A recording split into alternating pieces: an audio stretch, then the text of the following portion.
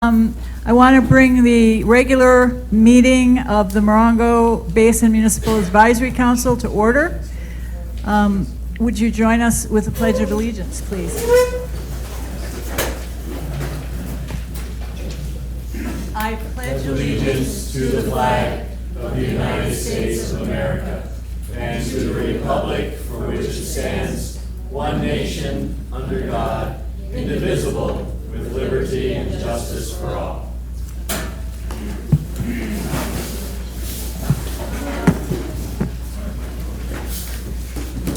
Our regular secretary is not here tonight, so I will go ahead and call the roll. Pioneer Town, Steve Bardwell. Present. Yucca Mesa, Tom Zeigert. Here. Landers, Michelle Cicero. Here. Joshua Tree, Ellen Jackman. Here. Wonder Valley, Pat Flanagan. Desert Heights, yeah, got it. Here. Okay. Steve Reyes, Wonder Valley. Here. Morongo Valley, me, Gail Sword, I'm here. Copper Mountain Mesa, Mary Helen is not here. Jim Harvey, Johnson Valley. Here. Okay, great. Has everyone had a chance to look at the agenda? Are there any comments, additions, corrections? Do I have a motion to approve the agenda? So moved. Who seconded it? Okay. All in favor? Aye. Okay. Approval of the minutes. Has everyone had a chance to look at the minutes? Are there any corrections to the minutes from anyone? Do I have a motion to approve the minutes? I so moved, Pat. Is there a second? All those in favor? Aye. Okay. We'll move on to our public safety and community services report. County Fire.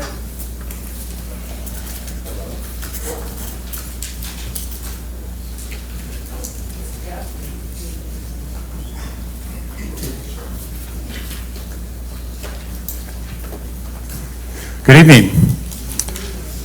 Scott Tuttle, Battalion Chief, San Bernardino County Fire Department. I'll start with some call stats for August. Johnson Valley, we had 2 calls. Joshua Tree, we had 137 calls. Landers had 46 calls. Pioneer Town had 3 calls. Wonder Valley had 15 calls, and Yucca Mesa had 35 calls.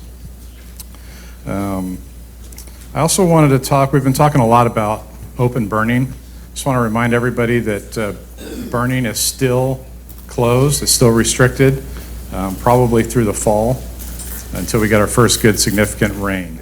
So if you have those burn permits, just remember you can't burn right now. There's also some questions about campfires and burning in your backyard. So I brought some of these pamphlets, these forms. You can also find them online at our website at www.sbcfire.org. But real quickly, it kind of breaks it down into recreational fires, and it tells you what a recreational fire is, which is 3-foot diameter and no higher than 2-foot flame lengths. And that's, it does require a permit that you can get at any fire station, but there's no fee attached to that. And then it gives you a phone number to call before you start burning. And then it goes on to portable outdoor fireplaces. Same thing, those are the kind that you would buy at a hardware store, the chimeas or a little metal barbecue ring or campfire ring. Same restrictions apply to those. You have to have a burn permit, but they're free. Come down to the fire station and get one. And it gives you a phone number to call again. Barbecue pits, it goes through that. You are required to have a permit for that, and no fee attached to that. And then regular barbecues. If you have a regular charcoal or a gas-fed barbecue in your backyard, no fees, no permits or anything like that. Also, regarding any of these recreational fires, outdoor fireplaces, if they're propane or natural gas fueled, you don't need a permit, you don't need to call us. You can burn that anytime. Obviously be safe, don't burn it on your wooden deck, or around combustible material. But it's not going to emit sparks and embers that are going to catch the desert on fire. So that's why those do not require a permit. So again, I have about 20 copies of this. I can leave them at the table over there, so you can feel free to grab one, and or you can go on our website to get the same information. So with that, I'd be happy to answer any questions. Yes, ma'am.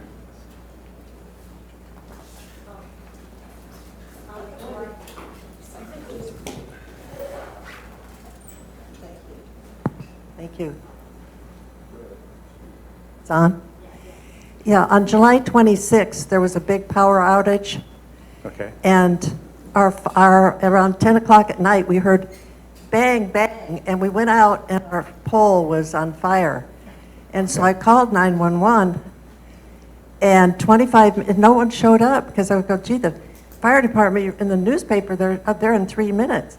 But anyway, I called 911 again, and they said, well, you're third in line. Right now, the fire wasn't going. It was just along, on the ground, and we put it out with water, not knowing better. Right. And but we did put it out with water. It got part of a tree, but it took almost an hour before the fire department came.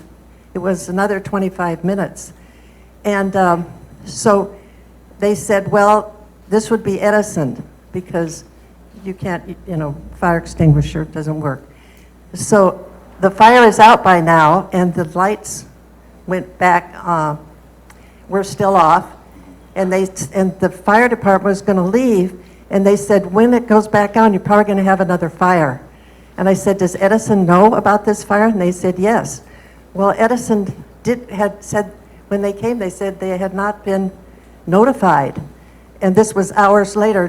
They only knew that we had a fire when they saw from Sierra. I live from the highway. I live on Foothill off of Sierra in Panorama Heights. Right. And they said they hadn't been notified. So I don't know, I'm feeling rather vulnerable, and I really can't put out my own electrical fires, so Right, yeah. I don't know what to do. Yeah, we would definitely suggest you not go near any burning power poles. Don't put water on a fire or on electrical equipment.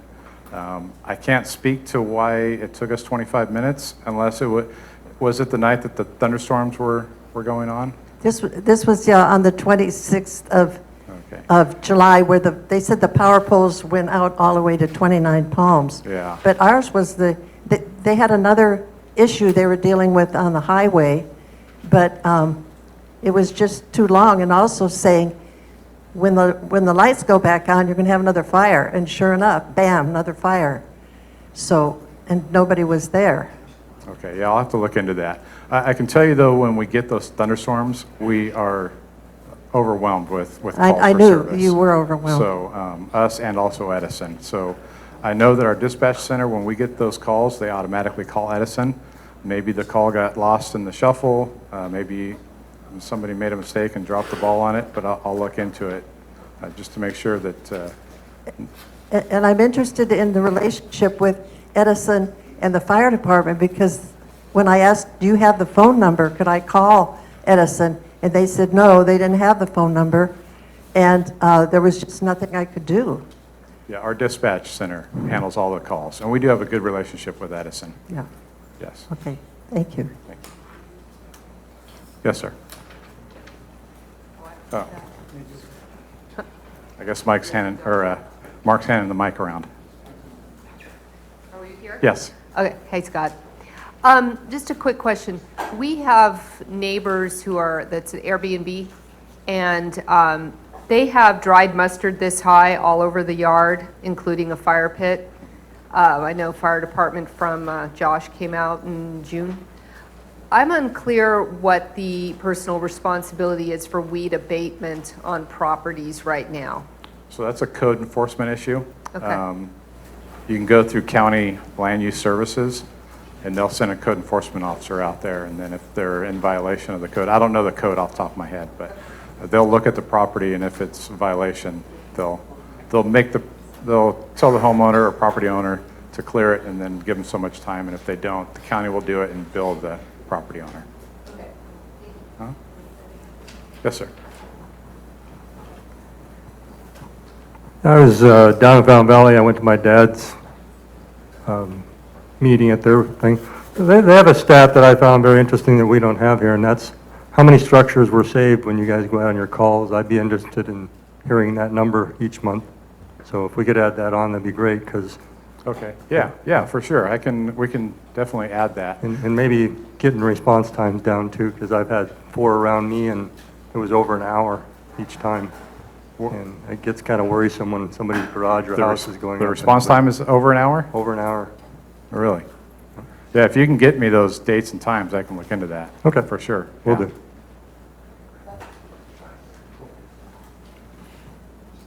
Anything else? Yes, ma'am. I have a loud voice. Okay. Oh, we're recording, of course.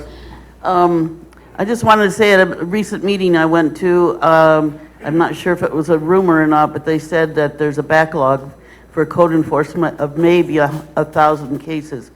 You any information on that? I don't have any information on that. So I don't know about this issue. It might be next year they'll pull the weeds.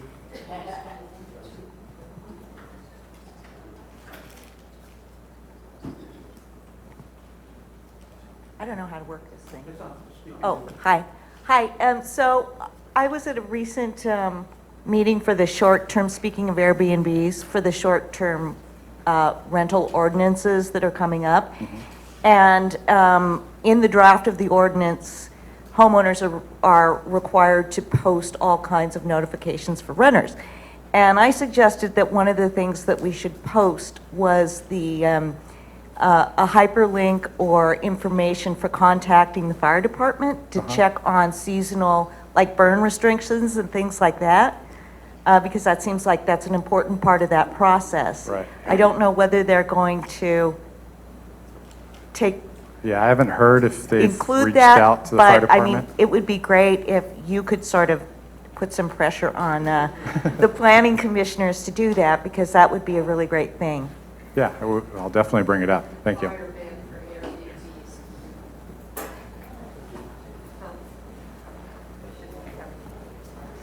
Hi, do you have any data regarding the response time averages? Not on me, no. I don't have that data with me. Is that something you could bring to the next meeting? I can look into it, yeah. We can try and run a report to see if we can get the average response times, yeah. Great, thank you.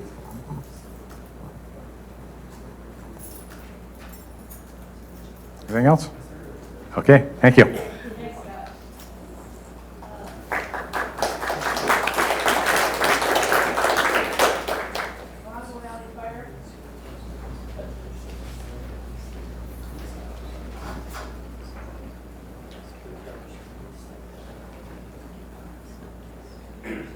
Okay, I'm Gary Yearsley, Chief of Morongo Valley Fire Department.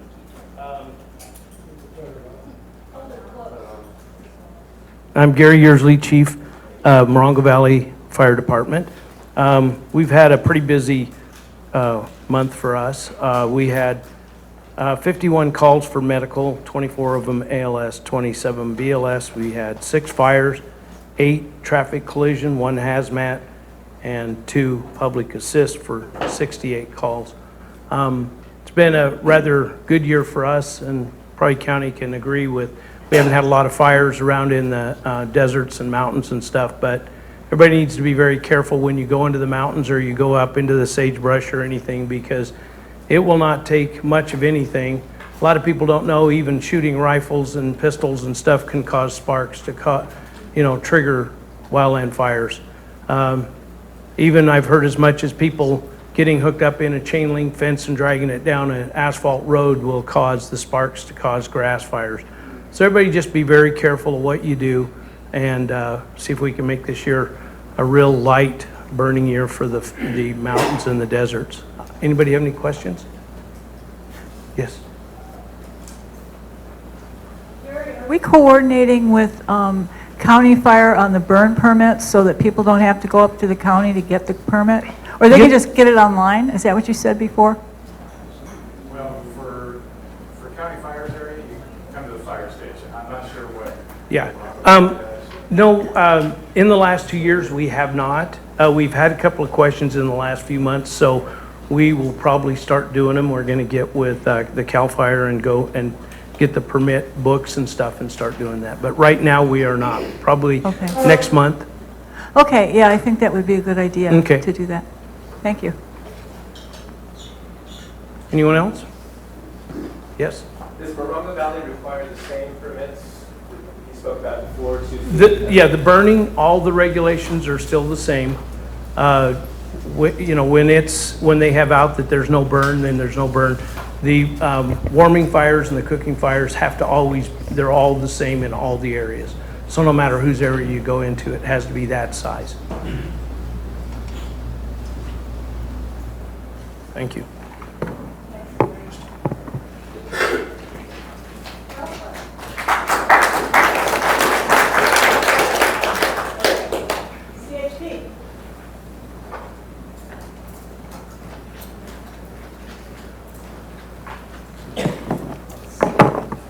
Still on, good.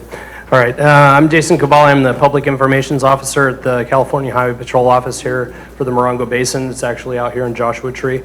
I will be stepping down as PIO. I will be relinquishing my duties to Officer Simmons, who will be taking over at the in about 5 days. So he'll be the face that you see for the Highway Patrol here in the foreseeable future. I just want to give you a few stats for this Labor Day weekend. Was quite busy out here with the heat and the warmth and all that stuff. We had 6 DUI arrests for driving under the influence. We had 1 arrest for a stolen vehicle, and we had 7 traffic collisions just during that short weekend that we had there. So with school being in session, we want to make sure that those of you who commute or drive or drop off kids at public schools or elementary schools, that you watch your speed now that the schools are in. You're going to have to be watching out for pedestrians, bicyclists, also watching out for those school buses. If you see those lights, you need to stop unless there's a divided section, which in Yucca Valley there's a divided section, so you don't have to stop, but they shouldn't be stopping along the highway. Out in 29, if there's that 2-way left turn lane, you don't have to stop if you're on the opposite side, okay? But if the school bus stops on your side of the road, you need to make sure that you stop and you don't pass, because they're going to be having kids getting on and off the buses, okay? So that concludes my presentation. Or any stats or any questions? Do we have any questions? Is there currently a traffic study for 62? Traffic study as opposed, are you talking about a speed limit? Yes. There's a current radar survey. We actually just received it today that handles all the way from the Riverside, San Bernardino County line all the way out to the other county line. And that radar survey is still valid for all the speed limits that are posted along the 62. Is that something that's going to be posted, or is that going to be on the website? It doesn't get posted. In order for Caltrans to issue those speed limits, they have to go through the certification process. So they have gone through that process, and that's why the speed limits are posted like they are. It's not something that is readily available. You can contact Caltrans. You're in District 8, and they might be able to give you that information if you request it. I think it's Terry Kasinga is the Public Informations Officer for Caltrans District 8 down in San Bernardino. Is that it?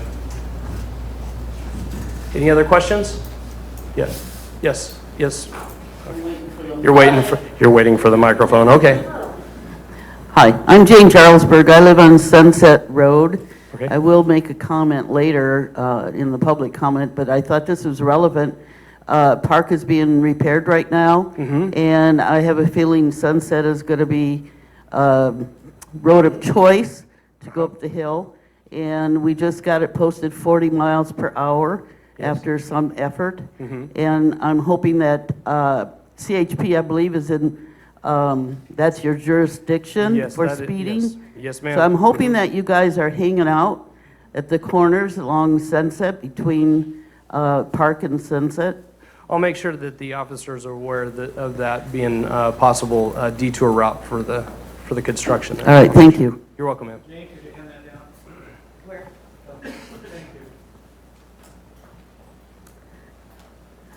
I have a question on what defines a residential area for 25-mile-an-hour speed limit that's not posted. That's not, okay. I'm not sure I understand your question. Okay. You're looking for the fine amount? I think it's a lot size, a lot width. Are you asking what the fine amount is for No, that? no. Okay. If there is no speed limit posted, what defines a residential area?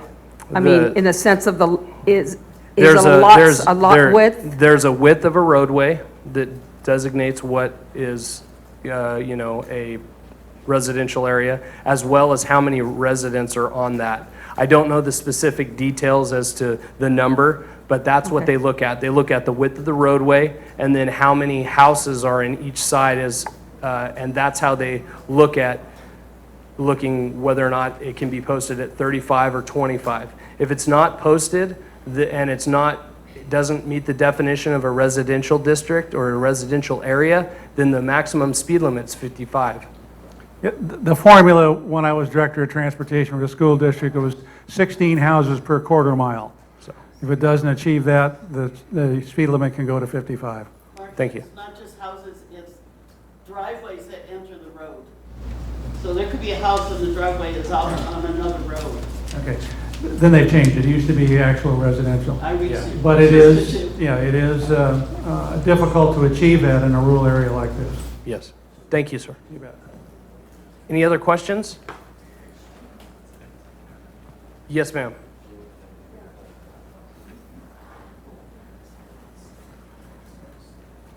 Regarding the 25-mile-an-hour speed limit, there's a lot of residential streets that are posted that, and people are just flying up and down them. They're ignoring them, and when people try to turn in their driveways, they pass them on the wrong side and nearly cause an accident, or pass on the opposite side of the road.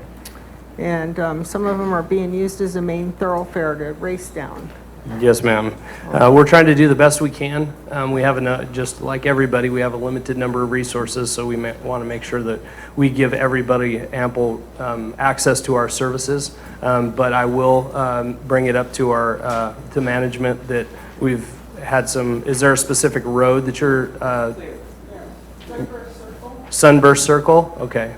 So I'll bring it up to the management and we'll try and get some officers out there to regulate. All right. Yes, ma'am.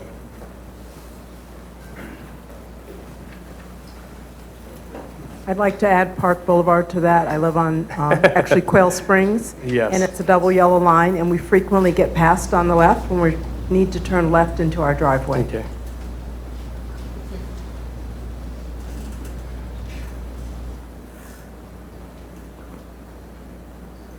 Any other questions? All right, thank you very much. Thank you.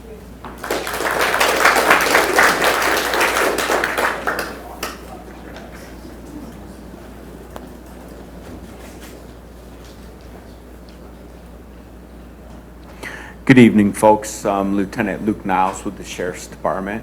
It's been a few months since we've gathered in this forum. I hope everybody had a pleasant summer. So I'll fill you in on a few of the things that have been happening since we gathered last July. In relative terms, summer always brings an uptick in calls for service for the Sheriff's Department. This summer was no different. We had roughly about 1,900 calls for service each month, which we see every summer. It goes up about 100 calls per month from our average of 1,800 a month. We did have a few exciting projects that we worked on through the summer that we're going to be launching, some of them real soon in the early fall and some hopefully later this winter.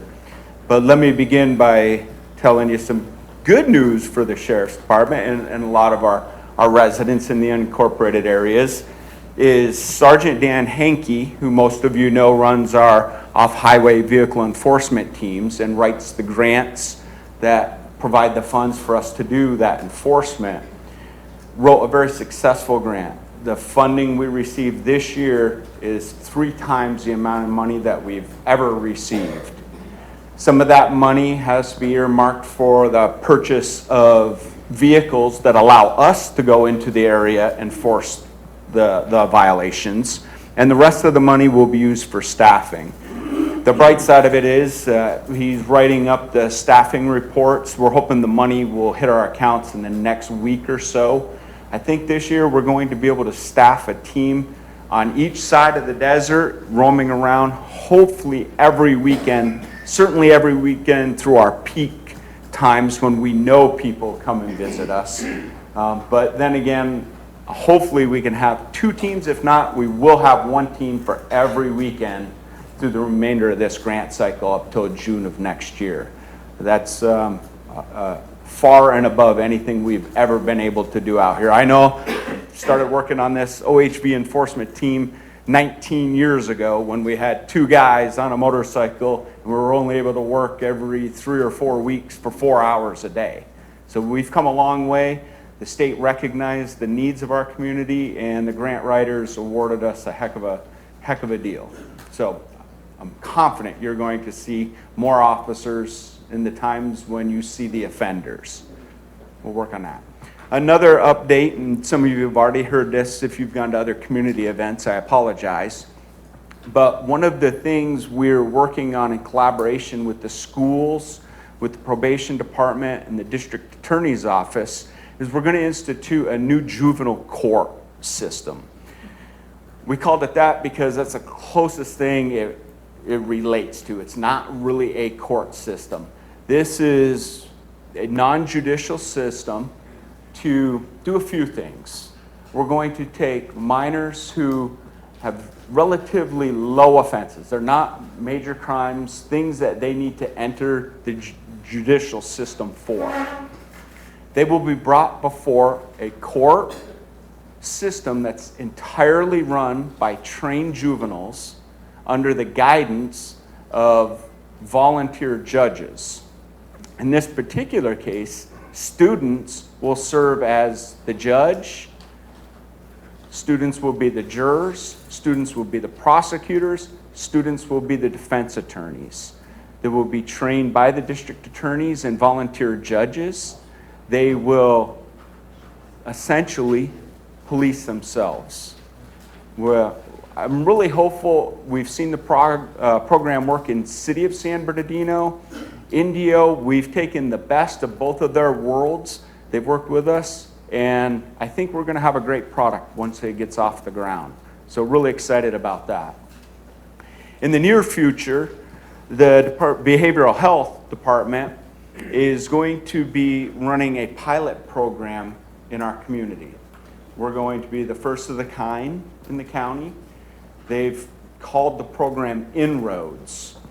It really is a program consisting of professionals, psychiatrists, psychologists, social workers that hopefully can go through our communities, identify people that are homeless or next to homeless or facing those mental crises that have led them to the streets, even if they have a home that they're not going to provide services, get them back on their feet, maintain constant contact with them, offer medications if that be the case, or just put them in touch with the services they may need to help them get back on their feet.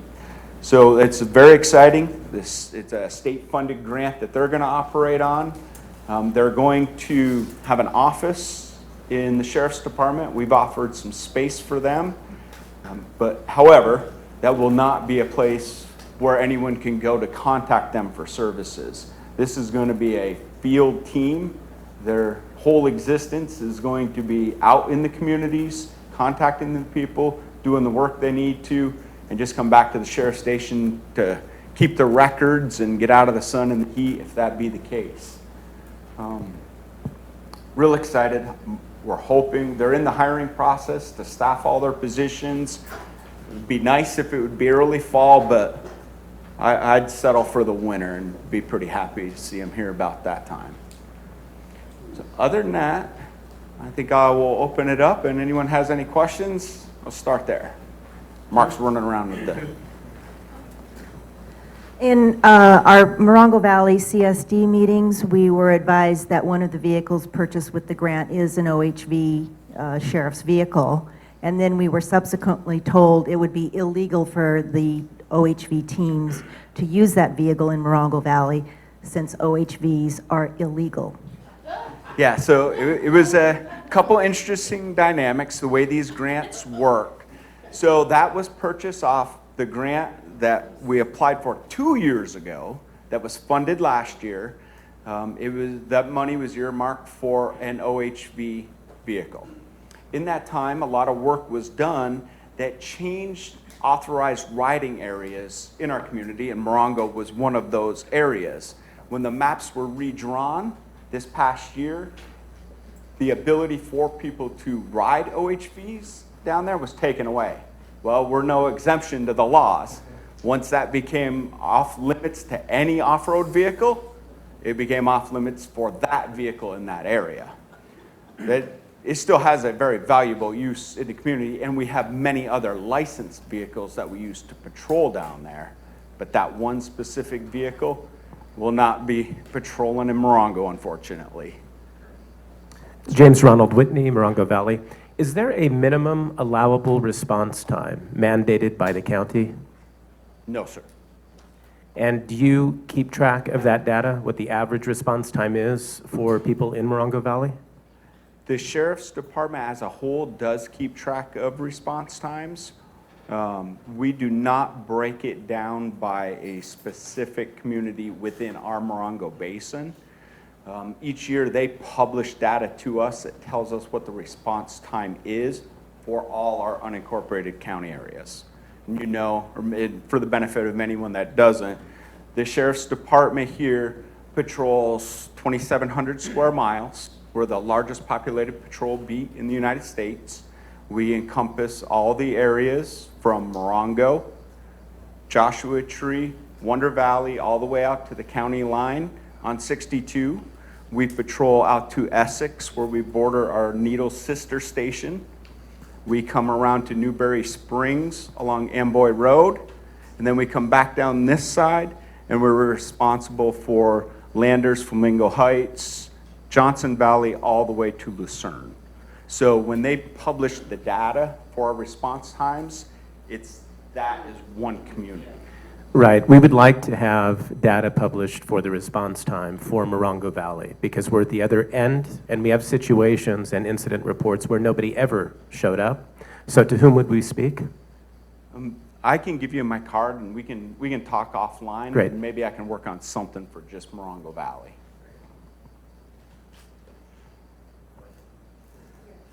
Way in the back.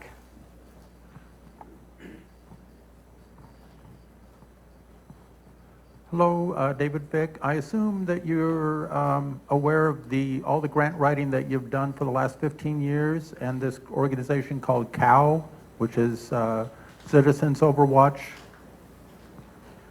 Honestly, sir, I have no information and actually no idea about the grant you're speaking of. You don't know about COW? No idea, sir. Okay, I'd recommend that you look up who they are. They're the ones who helped with the early grant writing and sponsoring the grant writing 2003, 2004, 2005, 2006, 2007, 2008, 2009, and on. For what program, sir? OHV. Oh, yes. That may be Sergeant Dan Hankey is our OHV grant writer here. Okay, and then Phil Klasky and all that? You don't know anybody? Okay. I know Phil. Okay, he's COW. Oh, okay. Okay, Good. so, and COW was nursemaided and brought to existence by MBCA, Morongo Basin Conservation Association. I guess I misunderstood are you offering that they may have more money? No, the COW would not have more money. So they were helping immensely in the grant writing back then, getting support, public support for the grants. Oh, good.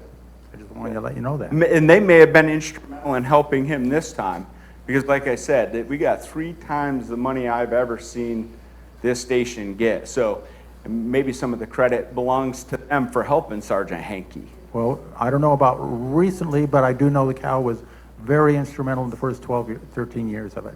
So. Oh, great. Yes, ma'am. I heard what you were saying about the OHV vehicle, the new vehicle you got can't come to Morongo Valley, but that doesn't mean that you're not going to come to Morongo Valley if you get a call about OHV problems. Correct. No, we still have many other vehicles that are part of that program. Okay. Several motorcycles, several trucks, and in this new grant cycle, I'd hate to speak out of turn, but I think the grant authorizes a 4-door Jeep. So that will be an addition with this grant cycle. Yes, ma'am.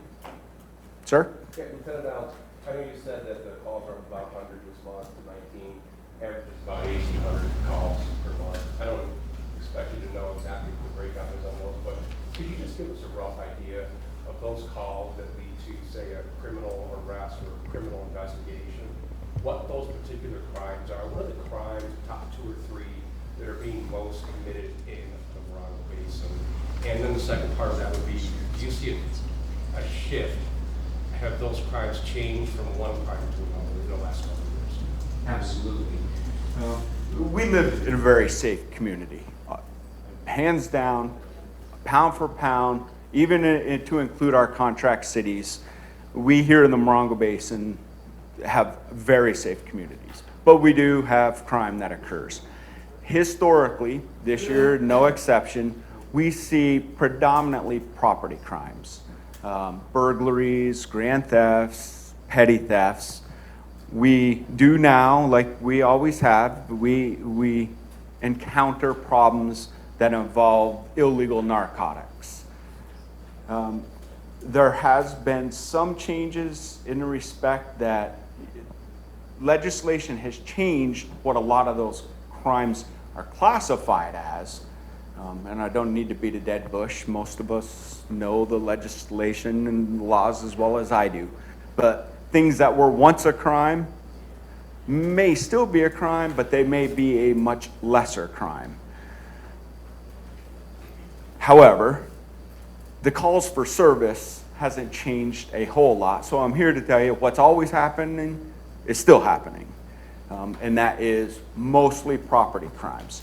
We will see a spike from time to time in people that steal stuff out of vehicles. Mail theft and identity theft goes in cycles, comes up and it's down. Right now, it's kind of flat, a little bit low. What we're seeing mostly are the burglaries, grand thefts, and what we used to refer to as a burglary if somebody broke into a vacant cabin and stole your property when you weren't there. That used to be a burglary. That's no longer a burglary. That's, at best, a petty theft. So, in some respects, petty thefts are on the rise the last few years, but really that's only because they're called something different. Thank you. Yes, sir.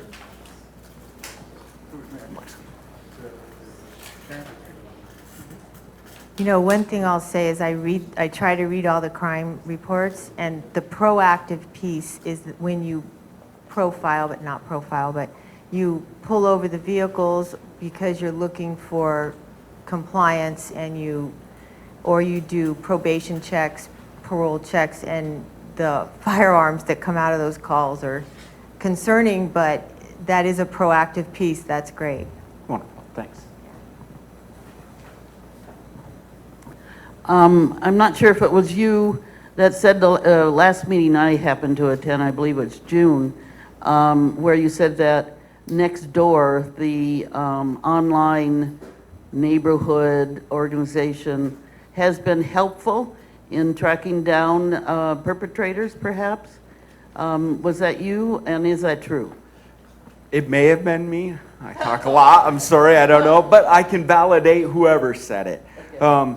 There is a wonderful benefit to a lot of social media. And those apps that you're speaking of, the neighbor next door and everything, it is wonderful. But listen, even if the apps all went away, the person still would have seen something and they still can call us. What the benefit of that app is some people prefer to get their information through the social media platforms. So they're exposed to a lot more information than they had been in the past. And I think it's because of that people are better informed, that they're more aware of what's going on, so they see something out of place and in turn call us. But that's just one example, and I'll use an example from over the weekend in Yucca Valley that fortunately ended wonderfully is, when we have critically missing people, we try to get that information out on our sheriff's Facebook, whatever Facebook thing, as soon as we can.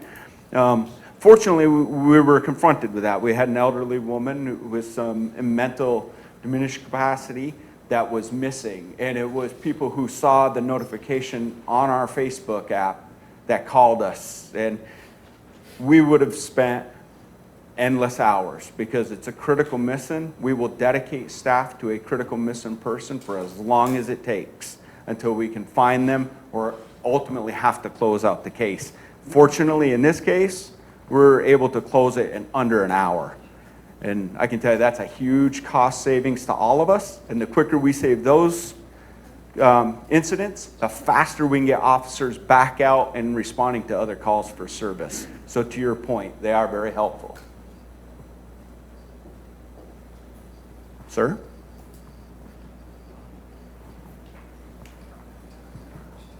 Buck Buckley and Joshua Tree. I've been coming in and doing the Alice's restaurant thing when I find trash on the roads. I just go through it and find the guy's bills and then bring them in, and I'll be darned, you guys have been getting them. I've seen the trash piles cleaned up, so I think it'd be nice to have a website where anybody could report those, send the GPS coordinates to you in a picture, and you've done 4 for me now. And they always dump it right in the middle of the road, which irritates me, it's like them blowing all over. So I think that would be a great program if you could start that up, and thank you. Good, I appreciate that. And just so you know, maybe, I don't want to steal Mark's thunder. Go ahead. We have an app for that already called SB Code. Download it on your phone, and it'll give you the, well, you don't have to take it from them now. It's called SB Code. All you have to do is take a picture. It'll require you to take a picture, and it'll give you the GPS coordinates, and that is the quickest way to report trash, and that app has been very, very helpful and a lot quicker than just calling. If you guys would make up signs, I'll put them up all over town about littering and $1,000 fine. I think it's 1,000 or 500. I think that would be great. I volunteer to put them up on street poles everywhere. Signs are expensive, but we'll look into it. Thanks, Buck. One more, Mark. Here, I'll bring mine over to you. I live in Yucca Valley, and I have noticed that if you don't pay your trash, they don't pick it up. Consequently, people who are not owners of the homes don't buy the trash contract. And I think the garbage that he's picking up in Joshua Tree would be greatly reduced if the Yucca Valley garbage system was on our tax bills. And I don't know, you don't have any power to do that, but it seems like it's a big issue. I hate to see it. And I know my ex-next door neighbors were dumping their trash. I know it, because they didn't want to pay $80 every 3 months. So it's an issue of concern to those of us who'd like to see the desert clean. Yeah, I'd just like to add one more thing. There is a scam going around, particularly with homes that are being refurbished with the construction material. And this also has to go to people that are actually offering services for taking trash and out of your yard and such.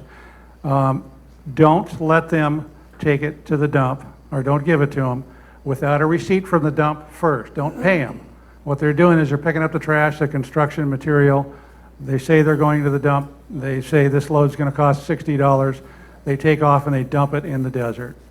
So it's a scam, and it's causing a lot of issues. So we're trying to get the word out. Get a receipt from the dump that that's actually the product has been dumped before you pay them. And that should help clear up a lot of the issues. Sir. For the camera. Hi, Michael Emery. Morongo Valley. I just question, what other resources could we leverage to, from our standpoint as citizens, to increase your response time? Thanks. It's a tricky question. And I will give it some thought. But here's kind of the problem, is the more serious the emergency you face, the faster you get the resources. Because all our dispatching for the county deputies is based on severity of the issue and whether it's in progress or not. So I got to give it some thought. Off the top of my head, I don't want to say it's a good problem to have, because any problem you have is not a good problem. But it's faced with twofold. It's the severity of the crime and then the distance. Wonder Valley could have an emergency right now, but my county deputy might be in Morongo. And if there was some weird set of circumstances where he wasn't already on a call, which I haven't seen in years, just the drive time to that is significant. So I give it some thought. I'll give you my card. We'll talk. Thank you. Thank you. All right, thank you. Have a good evening. Is there anyone here from Morongo Basin Haven to speak tonight? Morongo Basin Haven? No. Okay. Now we're going to go on to our first presentation by Tom O'Key, local representative for the International Dark Sky Association and amateur astronomer. Take it away, Tom. All right, thank you, everybody. I'll stand at the podium to start off here, and can we dim the lights a little bit? Because I just want to start with dark skies. Let me ask everybody. Well, first of all, my name is Tom O'Key. I live in Joshua Tree. If you look at my shirt, you see I'm interested in astronomy and dark skies, of course. And I am a representative of the International Dark Sky Association. And as such, it's a volunteer thing I do and have been doing for quite a while. Yeah, let's make it dark just because I want you to enjoy these pictures. And yeah, you'll still be able to hear me even if you can't see me. Actually, if you let your eyes adjust, you'll see that you can still see me. And I just want to talk about a few things. The reason why I'm showing these is we have a very good friend of ours, Wally Pahoka, who's a well-known astro imager. And Wally supports what we do out here. He's a big supporter of International Dark Sky Association. These are some of his images, most of them taken from Joshua Tree. And some of these images show why Joshua Tree National Park became an International Dark Sky Park. It's because it's a place you can come and still see our starry nights, and that our nights are dark enough. And really, we are lucky that the eastern part of the park is still dark. If it wasn't for that, the park would not have qualified, honestly. It's too bright on the western boundaries from Coachella, even a little bit from the Morongo Basin, and then even more distant, like LA and so on, does still get light pollution to us. But just to be able to see, the grandeur of what our night sky really is and what's worth protecting. Not only is it just for us who live here, but this is a place where people come. You wonder who's interested in dark skies. Well, me as an astronomer, yes, definitely, especially living here. But then there's all of our visitors. It's a tourist-based attraction, and the surveys taken by the National Park show that one of the main reasons people love Joshua Tree and the region is because of our dark, starry night skies. So this is something that everybody has a vested interest in, and that we should all support and defend. And the International Dark Sky Association, for my point of perspective, is the sole entity that is devoted totally to this subject. There's no other group anywhere who's devoted more time. It's going on 30 years now as an official association dedicated to understanding the science of dark skies, not just what light pollution is, but what it does What does it do to nature? What does it do to your health? What does it do to science of safety? How do we appreciate the medical aspects of what light does to your circadian rhythm? How does it affect cancer? These are studies that are ongoing, and little by little, they're being understood. What is the color of light? How does it affect nature? The migratory patterns of birds at night?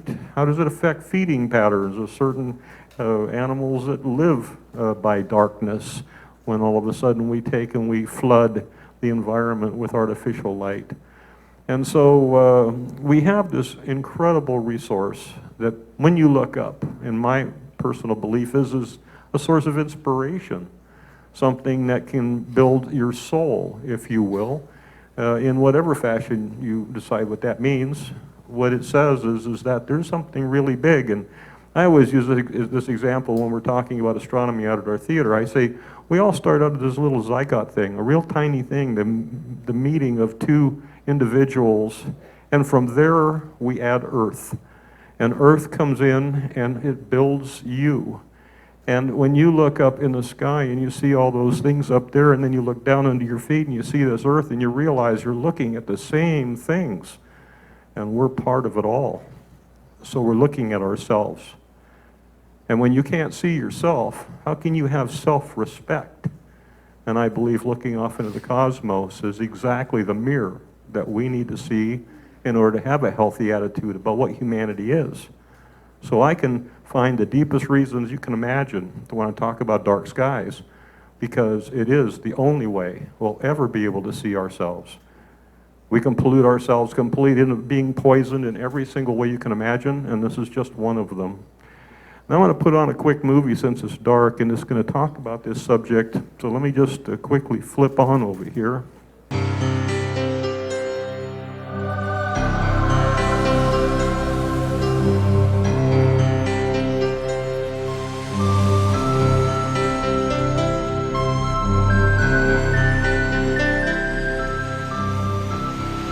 We live on the surface of a planet, spinning on its axis once every 24 hours.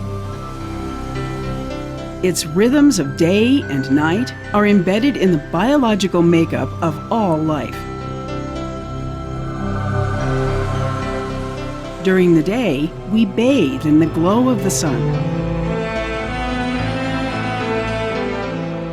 As night approaches, darkness takes over. It's a time to rest, to rejuvenate, to marvel at the beauty of the night.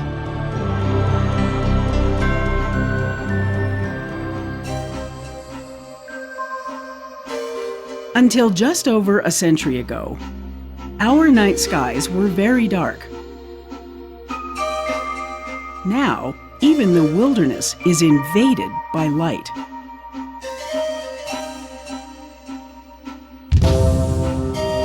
Our cities glow at night. Buildings are lit up. Unshielded lights blind us as we travel along our streets and roads. All these artificial lights overpower the darkness. The waste of energy is obvious, even from space.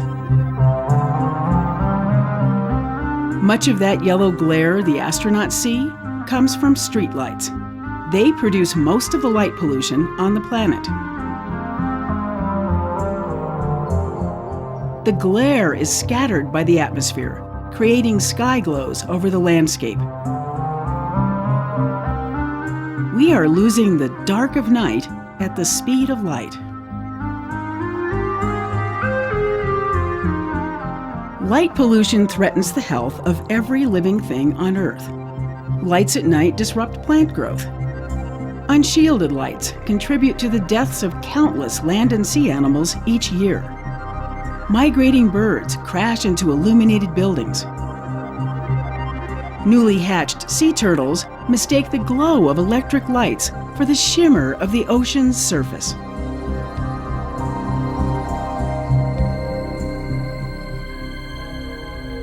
Bright lights at night also directly affect humans.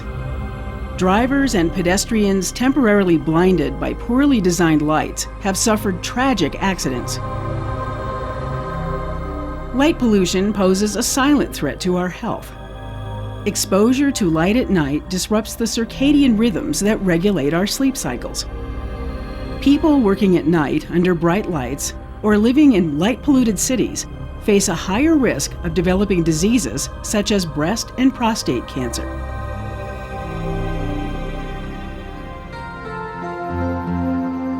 Here is a night sky with typical light pollution. On a good night, only the brighter stars and planets pierce the glow.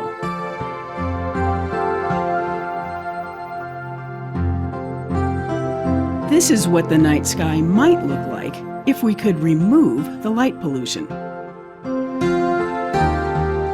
That faint band of light stretching across the sky is the Milky Way, our home galaxy. Because of light pollution, many people have never seen it.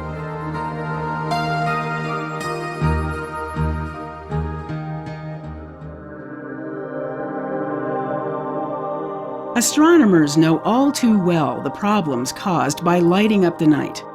They need clear, dark skies to study the many fascinating objects in the universe. Light pollution simply washes out their view of the cosmos. Lighting up the night sky wastes money and fossil fuels. To keep a 100-watt light bulb turned on every night for a year takes the equivalent energy output from burning half a ton of coal. Multiplied by the billions of lights blazing up from Earth, the cost of energy we use to light up the night is colossal. While lighting is needed, there are some simple things we can do to ensure that it's neighborhood-friendly, energy-efficient, and helps preserve dark skies. We can replace light fixtures that send light up to the sky with ones that direct light down, exactly where we want it. They're called fully shielded fixtures. We can also illuminate only the places that need it. And of course, we can just turn off unnecessary lights. These are smart ways to use lighting. They offer simple solutions to problems caused by light pollution. We have a choice between wasting resources by sending light to the sky or learning to use light more responsibly. Light pollution is a problem each of us can help solve. Together, we can bring back the dark of night to planet Earth.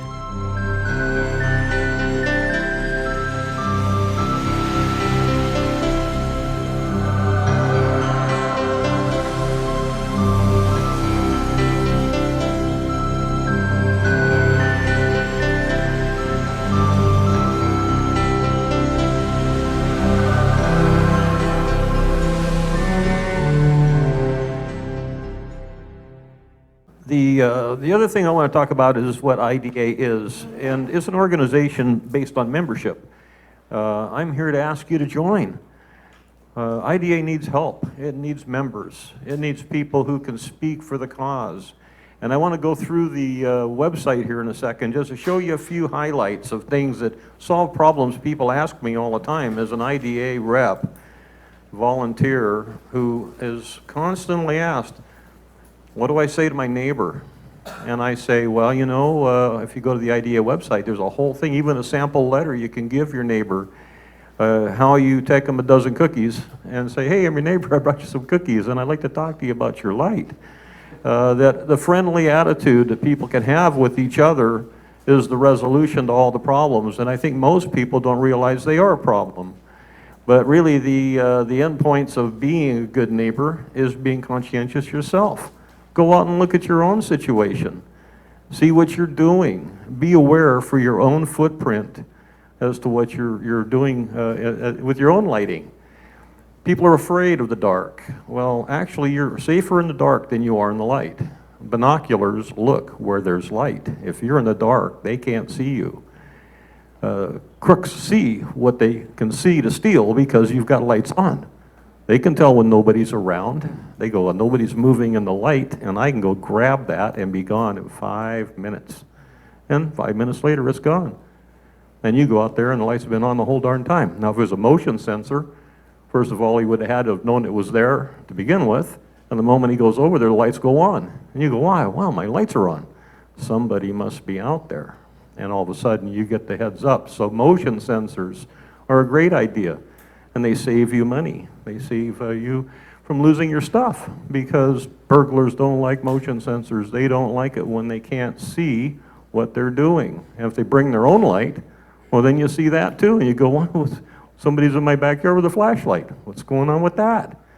So as far as security and safety goes, you know, then there's the idea of what you do to the environment. You just look out and you see all these bugs all flying around your lights. So, you know, we've got bugs that sting flying around at night out here. I get these big stinging wasps. I don't know if you've seen them, but I have.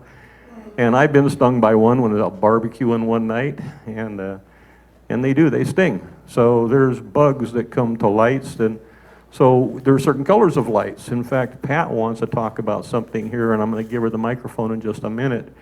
But I'm just going to kind of go through the website real quick, and then we'll answer some questions if anybody has any.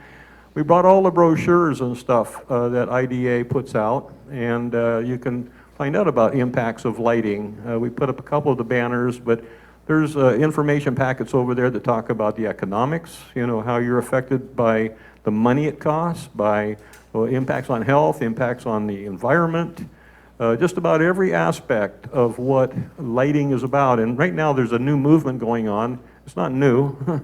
It's new that we're getting somewhere. We've been at it for quite a while, but we've got the Dark Sky Committee for the county. Steve Bardwell right now is our chairman, who's running the committee. Pat Flanagan is on the committee. We've got, I think, maybe about 7 or 8 other community members. We meet at Mark's office regularly. We had a meeting where county officials and city officials all came together. We all took them on a little tour. We got a little star party together. Everybody from the county, the code enforcement chief, Andy Wingert was there. Land Use Services Chief, Terry Rahal was there. They all participated. They got to see what we were talking about. We took them on a little tour down through Joshua Tree, and they got to look at lighting and some examples of things. And you know, right away they fixed something. They went out and it was a county issue, and they were able to do something, and it wasn't even 2 or 3 days. And it was an awareness factor. They needed to know. There's the code enforcement that Mark can tell you about. There's a place you can put a little complaint in and say, hey, I got a problem with the light, you know, and they will try and resolve it and help you. And so the county's very aware right now, and it's a good thing. They're seeing the positives of what everybody wants, and our committee's being well received, and the new ordinance is in the works where they're going to redefine some things. We brought a yardstick with us. Where's our yardstick? On our table. Okay, let me get this real quick and I'll show you this tool, because in the current ordinance, and people go, well, you know, how do I know, how do I tell what light trespass is? This is the current tool for the current ordinance. And, you know, it's actually not a bad tool. If it makes a shadow on your property coming from a certain light, that's light trespass. This is an official tool for the county under the current ordinance. And if you have one, you can use it and just go out there and you can take with your cell phone a picture and go, hey, look, I got a shadow from my yardstick from that light over there. And there you have it, you see. So it's as simple as that to be able to talk about it, at least get the discussion started. But we brought our yardstick out and we showed the county how it was making a shadow, and they all saw it, and they went, oh, wow, you're right, it's light trespass. And then the county says, well, we're exempt from our own code. And we, no. They fixed it anyway. All right, so I'm gonna just quickly just go through the website just real quick here. Let me see if I can pull some things up here. And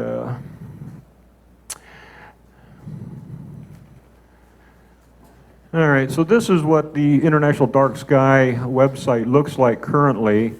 And there's a lot of headings here, and you can go through them, and you see I've highlighted about us. And if you want to know about the staff and what they're about in terms of staffing, the people who work and do this every day as their full-time lives, and then what do they do? And one of the things that they've done, International Dark Sky Places, I just click on this, and I'm running this through my my hotspot on my phone, so I don't know how fast it's going to be. Well, I'm not going to try and waste your time trying to show you, but I can get you down to Joshua Tree and I can show you the whole write-up about how Joshua Tree National Park became an international dark sky park, and you can read about the rest of the places too. Then some stuff about light pollution. You can go, oh, looks like it's going to do it for me anyway. I'm going to stop it. Under light pollution, you'll learn everything you need to know, even how to measure light pollution. You can get very technical here. How you use a light meter and so on. All the information's there. Different kinds of lighting ordinances here under lighting, outdoor lighting, lighting for policymakers. My neighbor's lighting, if you go there, right down here, my neighbor's lighting, you're going to find the letters to be able to communicate with your neighbors and talk to them. How can I get involved? Joining a chapter, being involved. We are the San Bernardino County High Deserts Region, a chapter of the International Dark Sky Association. That's what they call us for our group. Ways to give if you want to be involved. Resources. There's everything from videos and IDA products and press releases and information to help you out. There's communication, and then they always are happy to answer questions. So if you just go to darksky.org, you can find all this information quite easily, and it's of great value. I think that most of the questions I get asked are all findable there, and so you can find them on your own. If you've got a computer, you can go and you can look. Now I'm going to turn this microphone over to Pat because she has some ideas. Now Pat's been following along. Just to give you an idea about the groups we've had, we started out as the Morongo Basin Dark Sky Alliance about a decade ago. We started as a small group, massaging forward the dark sky ordinance.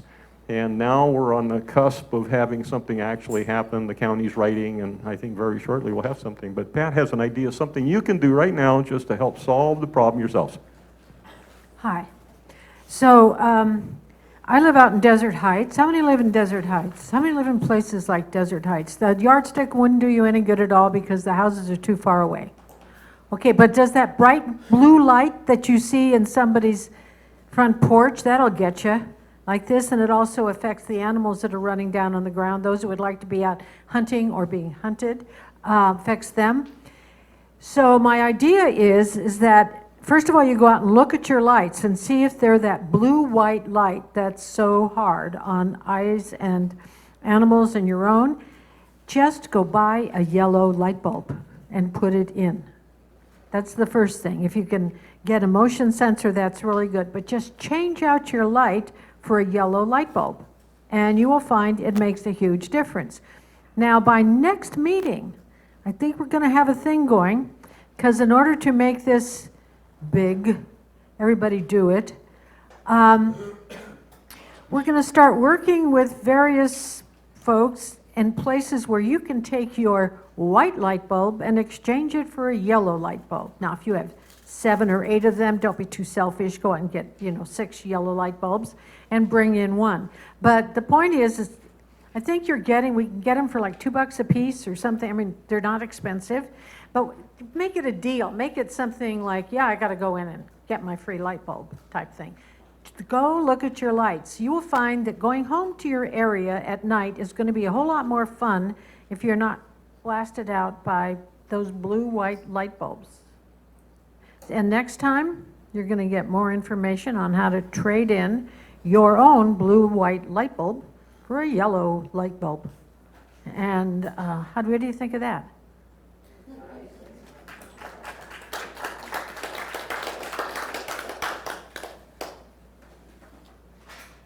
You're all doing so good with the microphone.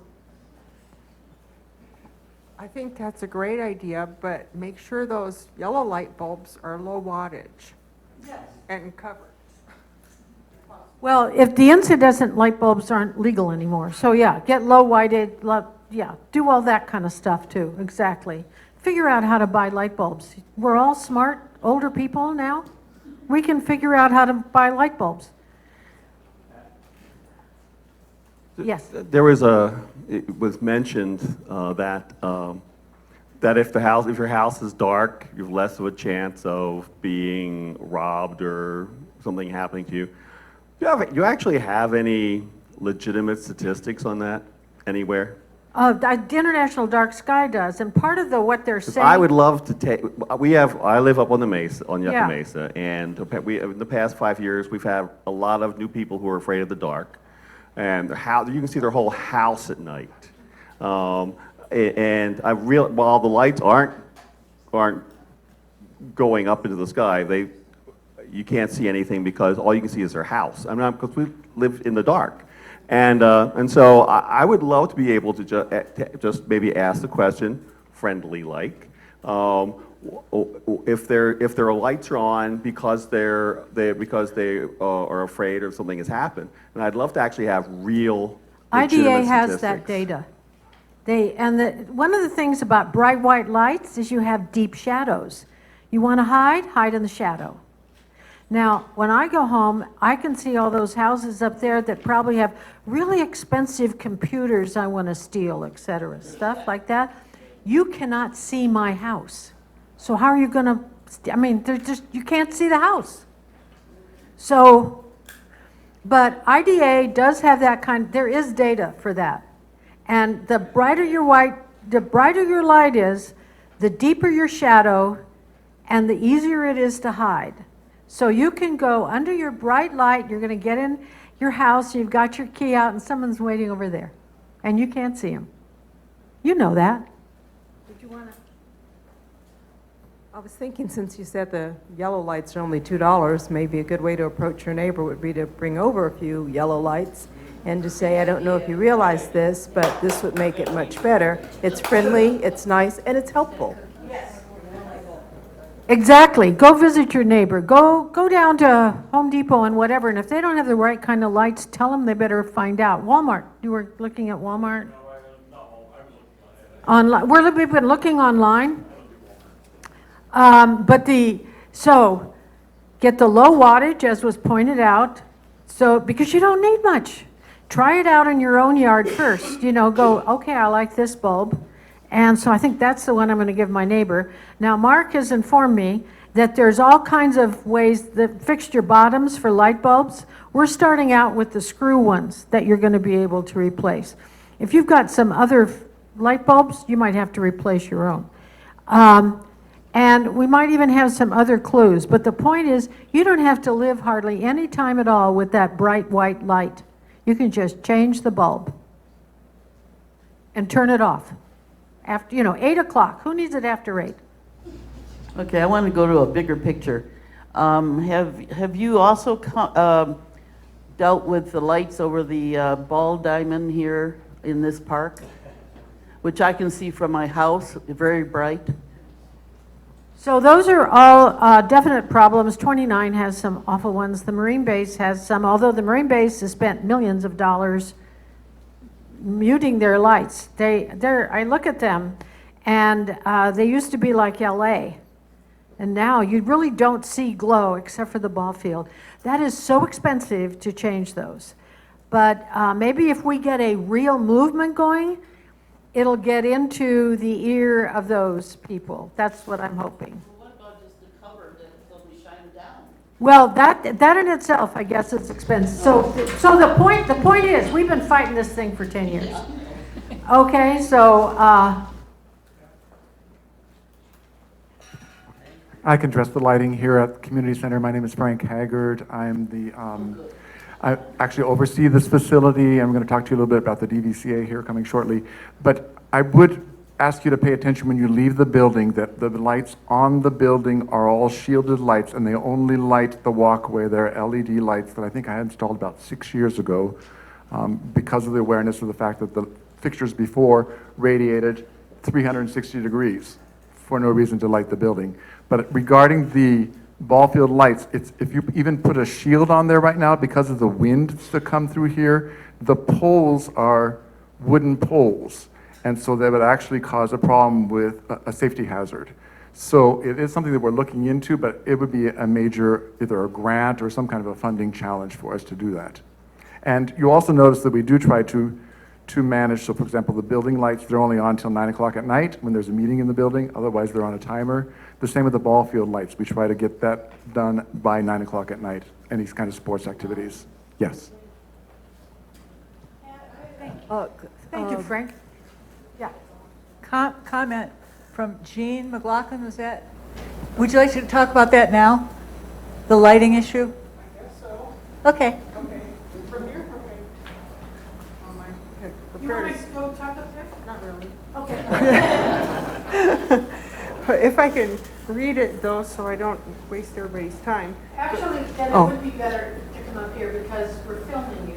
I don't want to be filmed. I'll try. Okay, I'll try. We're all friends here. I know. I want to introduce us because Jean called me up. She was one of the people that has been vocal about our light pollution problems around, and she's spoke before. And when she called me up about this situation, I said she should come to this meeting and share it with everybody here, be official about it. So that's why she's here. Thank you, Jean. Okay. Well, you've all made some pretty good comments, and I just don't know if anyone's noticed yet all the street lighting that's gone here in Joshua Tree. And I went out last week in my backyard, and there's this glaring light there, and I didn't know where it was coming from, and then I noticed some more, and they were throwing shadows in my yard. And so I took a drive around town the next day and noticed just hundreds of, well, not hundreds, maybe in the 40s, 50s, new street lights. And I think it's overkill. They're very bright, and there's a lot of wires connecting everything. And I called Edison, and I called the county, and no one knew who was responsible for installing all these lights. And I couldn't get to the bottom of it, except they said, look at the plate on the pole and see who installed it. Well, there's old poles that the new lights were attached to, and there's new poles. And there's some corners, there's 4 lights on, and 2 more within yards. And I thought at first when I saw the work trucks that it was Edison, I thought it was a Dollar General, that they were all, fixing them from that. And so I never asked anyone till all these lights are on. And they are LEDs. I noticed they're covered, but they're high poles, and since our topography isn't flat, whoever is below them is subjected to these lights all night. They're very bright, and I don't know how the businesses in downtown JT, maybe some of them like some of the lighting because the parking lot's pretty bad, but maybe they could be shut off, at 11 or 12 or something. But the rest of the lights, it's horrendous. And I talked to a couple of neighbors, and one lady was so upset about it, saying it had affected her quality of life. She used to sit out in her yard, and she said that particular light had been installed 2 years ago, and she had talked to Edison about it, and the guy said, well, if you don't like it, move. And she had been there 20 years. And she was informed that it's at every intersection and at every cross street. And so I'm just wondering if anybody's heard of a very good product called reflector tape, and it works in conjunction with your auto lights. And it's, once it's installed on existing poles, there's no cost to run it. So I don't know why they think they need all these lights on, but I'm really mad about it. And when fall comes and the deciduous trees all drop their leaves, I'm going to be subjected to even more lighting. And I don't know if they're through putting them in, and I would like to know who went ahead and with this decision in our town, since we do have a lighting ordinance. And these lights are casting a bright glow overall. And I go in the park all the time. I'm a volunteer, and I can see from the park the problem it's causing now. And so I just wish that something could be done. I don't know if Dollar General had something to do with it, or So Mark, can we bring an issue like that to the county? Would that be something the county would have any jurisdiction over? There is a lighting district, sometimes attached to special districts that we can look into, but unfortunately, like Tom said, the county is exempt from those rules. Not to say that they can't do anything about it. I think Frank may have some thoughts on that too. Well, I believe the draft community plan has some very valid suggestions regarding putting LED solar lighting on the public light in the neighborhoods. So for example, we oversee 128 lights in the unincorporated area of Joshua Street. I don't know, we aren't upgrading any systems, we aren't adding any new lights. I would suggest that that's coming from Public Works or from private developers.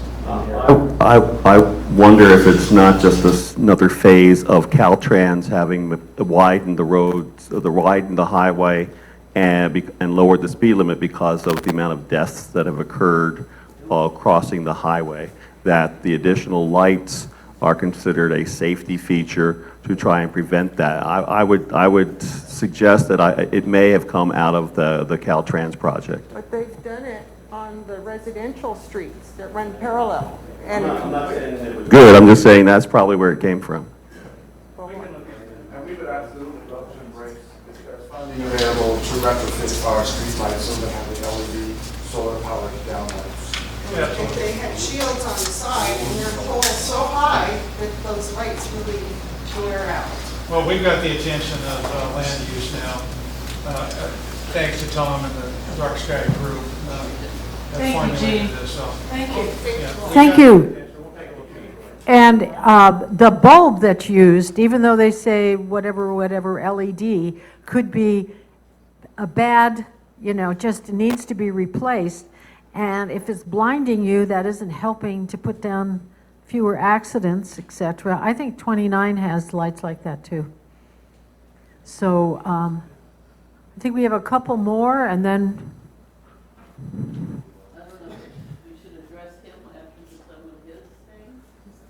we're still talking lights? I mean, yeah, I want to make a light comment. Yeah. Okay.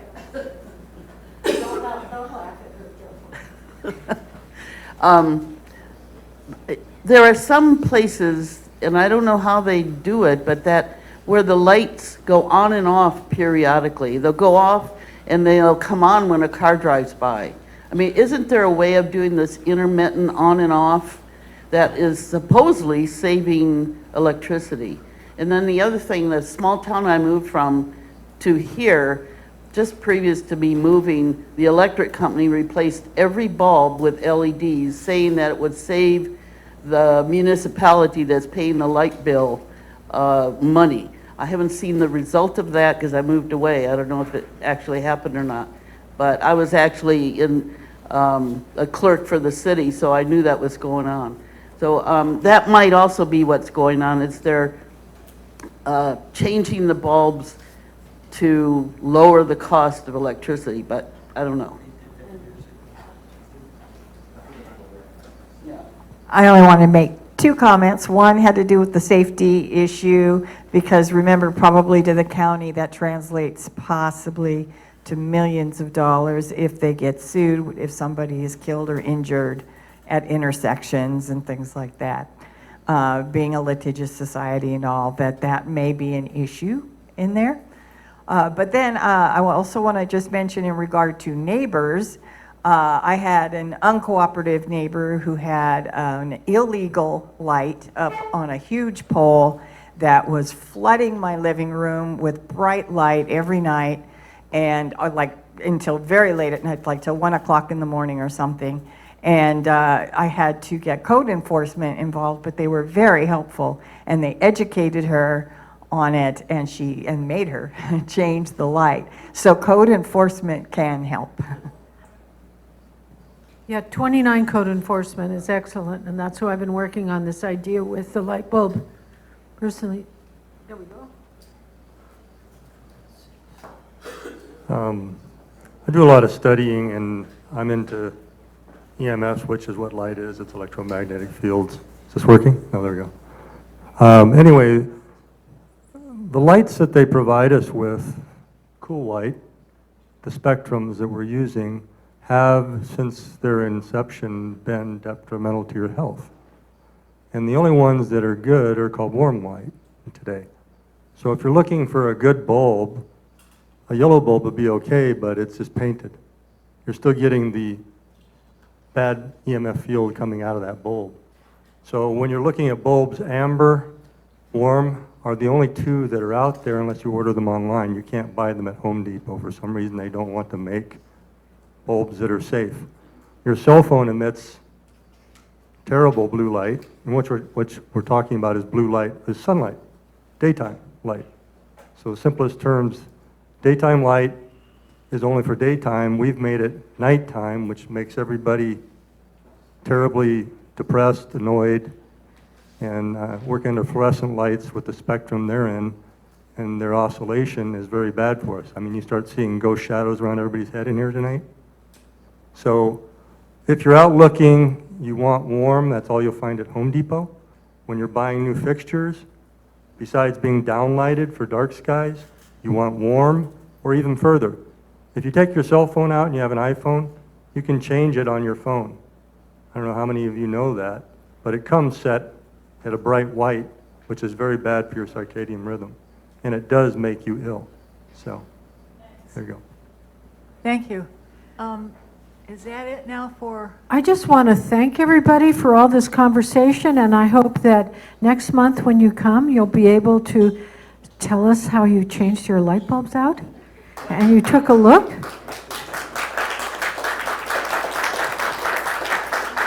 Thank you, Pat. And I want to thank everybody, too. Who came specially to hear about dark skies? Good. Well, thank you. And if you want more information, even these technical questions like Buck is talking about with colors of lights and everything, it's all on the website. And if you go to the IDA website, you can get deep information about what's known. You were asking about, where's the empirical data? It's all there. Some of it's anecdotal. Some of it is still being updated, just as an idea.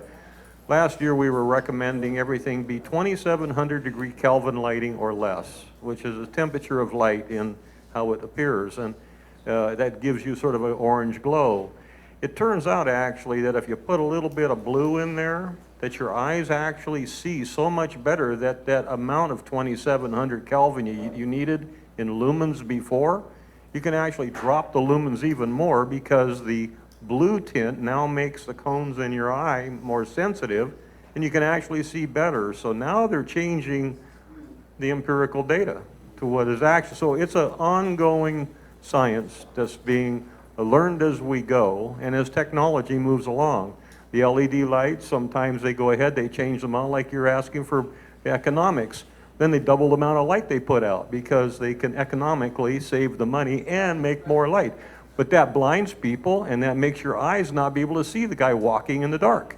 He's wearing dark clothes, he's on the side of the road and those lights are bright and you don't see him because your eyes have a contrast problem now.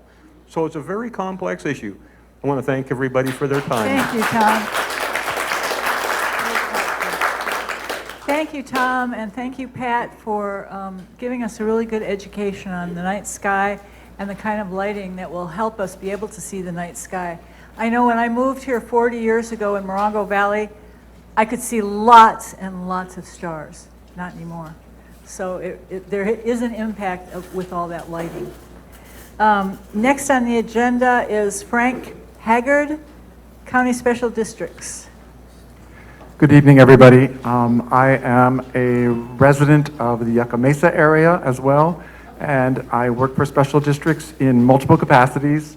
I'm here in Joshua Tree basically 2 days a week now, and if anybody needs my contact information, I have some cards to provide you after this presentation.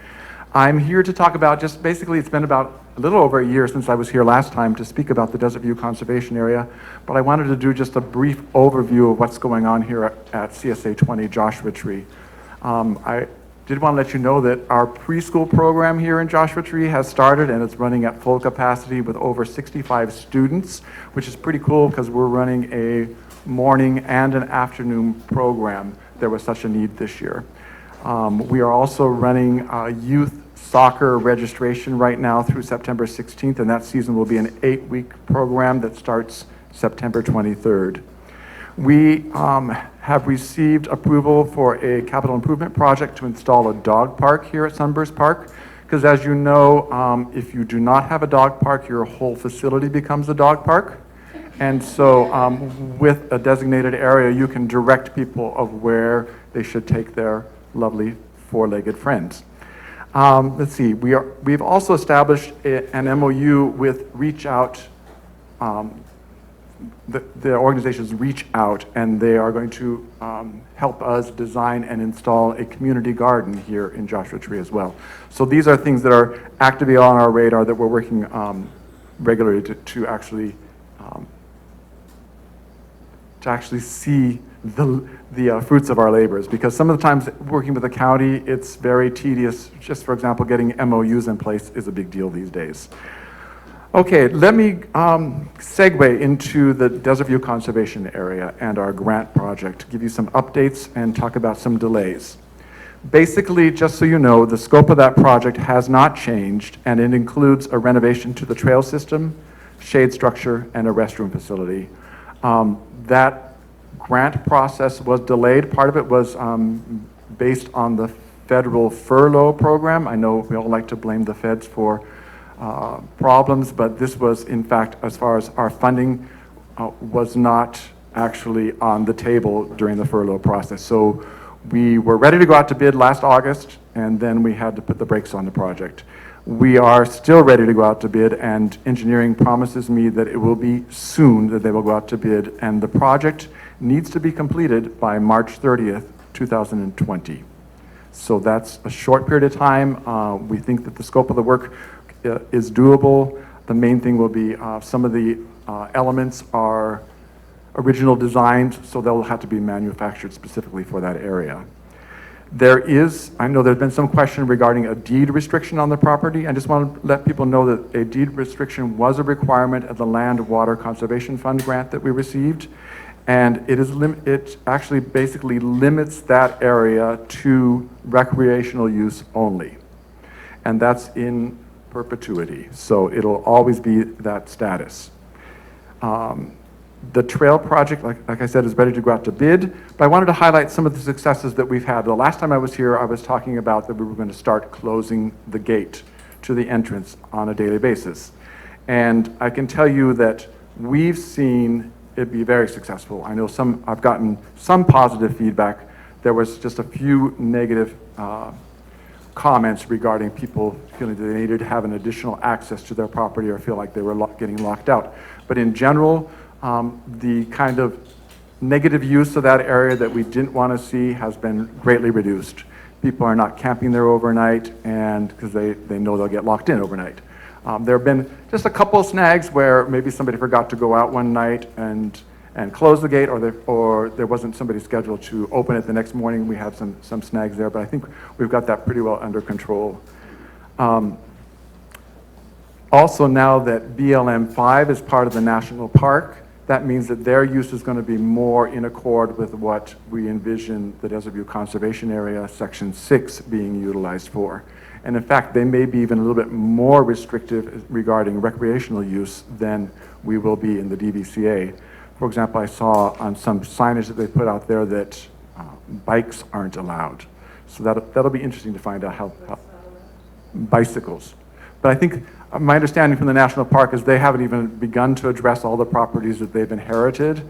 That it'll be probably a 5-year plan coming down the pike, and we will be involved in that discussion as we go. So the other thing I did want to let you know is we have an MOU now. We've established an MOU with the Mojave Desert Land Trust for seed banking. This is a great opportunity because Medina at the Mojave Desert Land Trust, she approached us because of this super bloom year and said that it would be an ideal opportunity to collect some seed in case there is any kind of future restoration project in the area we'd like to do, or if there's, God forbid, some kind of a fire or some kind of major disaster in the area. That would be the time that we know we have the seeds to actually restore the area. So that's pretty exciting. And then I wanted to talk about that the county was approached by a national outdoors organization, and they had requested a meeting with the county to discuss how they could assist the district in the management of the DVCA. So apparently they approached us as, we want to offer you a service. And I can just let you, I don't know the details. I was not part of the meeting, the recent meetings that have taken place downtown, but I do know that no arrangements or agreements have been made, and the district would certainly come before the public to present any plans or ideas that they have before they would put something like that in place. So now I'm happy to open that up to questions. I will answer what I can as much as possible.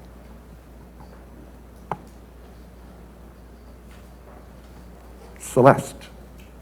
Yes, thank you. Thank you for coming, Mark. And I just want to say thank you to the council and to Don Rowe for having the council. Regarding the... You're going to ask questions when we do this. Oh, I'm sorry. Thank you. Sure. Regarding the approach to the county, one rumor I heard is that one of the suggestions that that group had was to make that area a campground to accommodate overflow parking or camping from the park. As you have discussed, we have worked a long, hard time with the wonderful staff at CSA 20 to have that gate closed and have that kind of use eliminated because it was never part of what was supposed to be there.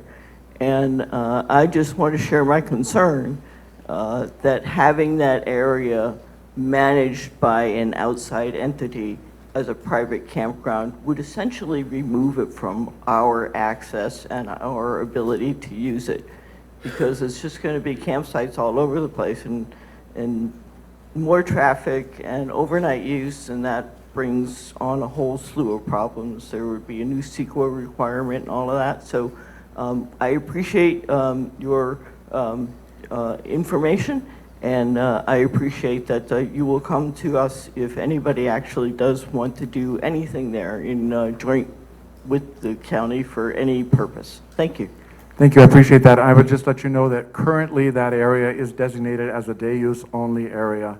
If that changed, then we'd be required to discuss that with the community. So, Frank, I just want to also thank you for the work that you've done. We were hearing a lot of rumors about an outside, outdoor agency. I've heard the rumors of which agency, but I won't repeat that. So I feel comforted knowing that. As someone who watches that gate every single night with binoculars from my living room, there's been a little bit of the last week or two. There's been a few nights that it's been left unlocked, but I kind of have a direct link now that we're fixing that. But for those of you who aren't up there all the time, I will tell you that the locking of that gate for the last year and a half now has made the biggest difference in the preservation of that land. And it's just wonderful. And so we really appreciate that, and I'll continue watching that gate every night.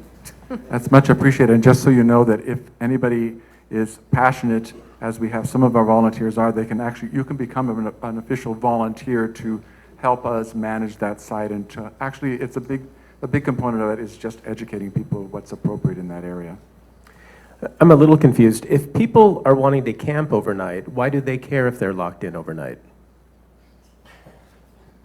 Because they don't know if they're going to get out in the morning. We've actually did have one vehicle that ended up trying to get around some boulders we had placed there, and they ended up getting stuck. So we found them the next morning, and they had to call somebody to come tow them out. And that's when BLM was still allowing camping in Section 5.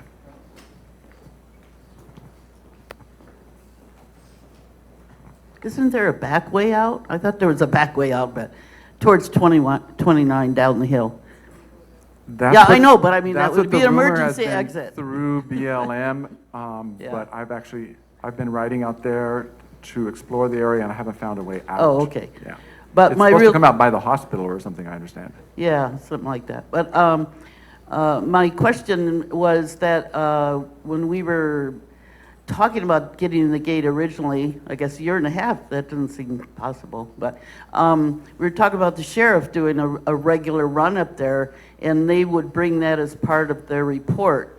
And now that's not part of the report, so are they finding no need to go there, or have they just forgotten to report it? We still encourage residents and people that are out there and see things that are happening that should not be happening out there to report to the sheriff. But as far as a need to go during night shifts and things, they haven't reported that that's increased, that activity. And it is typically that when our guys go out there to close the gates, they will do a sweep to make sure there's nobody there, just to inform them before they close the gate too. Who answered that question? Was it Jane? Yes. Yeah. Yeah, there was some problems up there. Frank and I worked together on that, and there was some illegal camping going on there. I think that's before they really secured the gate and did a good job with it. And we coordinated with code enforcement and the sheriff to do a sweep and sweep that area out and remove the people that were lighting illegal bonfires and such. And it just took us, I think, one time to get that done, and that pretty well set the standard for that area and sent out a message that wasn't appropriate. So, and we're willing to do that again if that happens. Well, I'll add to that that the social media presence of the community is really important. And even I remember it wasn't too long ago, maybe 5 years ago or something, where somebody said, well, the county is now enforcing what's posted there, so you better be aware. They will get cited if they're doing things that are posted and they're not supposed to be doing in the area.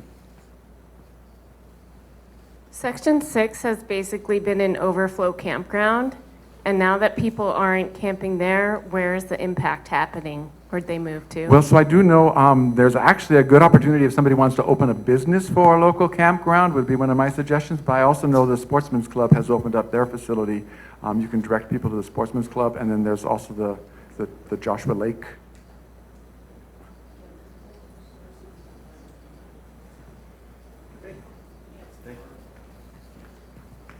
Great, thank you.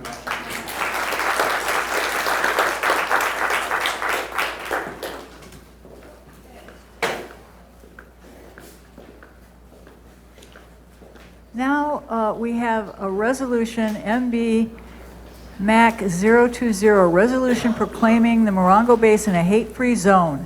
And I'm going to ask Paula Durant, who knows more about this than I do, to come up and... Yeah. Well, we can.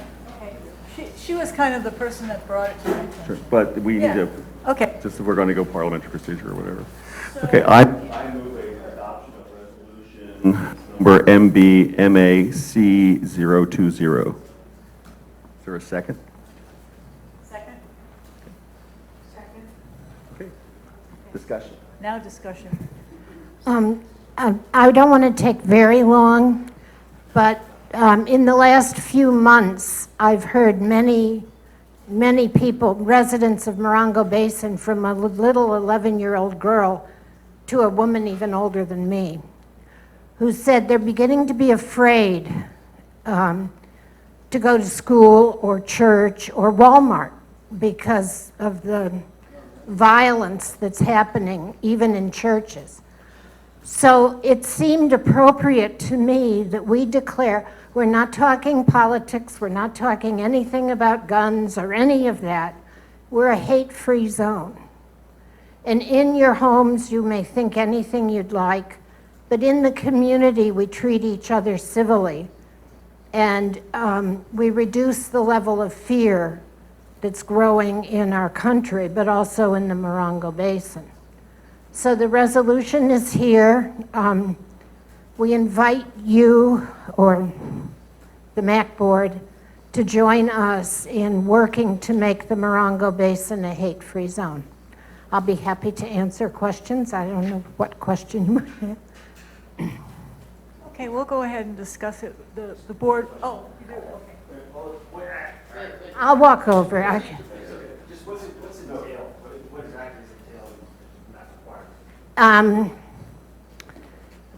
If the MAC board votes to endorse a hate-free zone, in a month or two, depending on the other community groups, we're going to be putting a banner at Eric Mueller's, what's it called?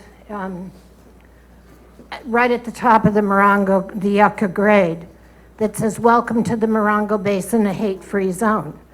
And really, it's just a social contract. There's no requirement, nothing is going to change from what it is today. It's a shared value that we live in a hate-free zone.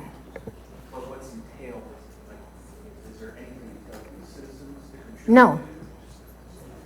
Yes. Could you repeat the motion, please?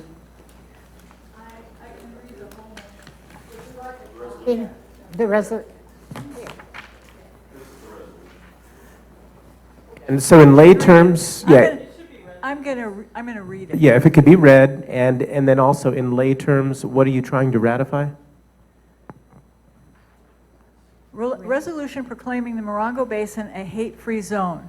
Whereas the President of the United States stated clearly that white supremacy, hate crimes, and bigotry have no place in the United States, and whereas there is a startling rise in hate crimes across the United States, a citizen is dying from gunshot injuries nearly every day, and large groups of Americans are randomly chosen for mass murders. And whereas the fear is growing among us all that the next incident could happen in our community. With this growing fear, there is a growing distrust of our neighbors and even our friends that creates a tense and unpleasant environment.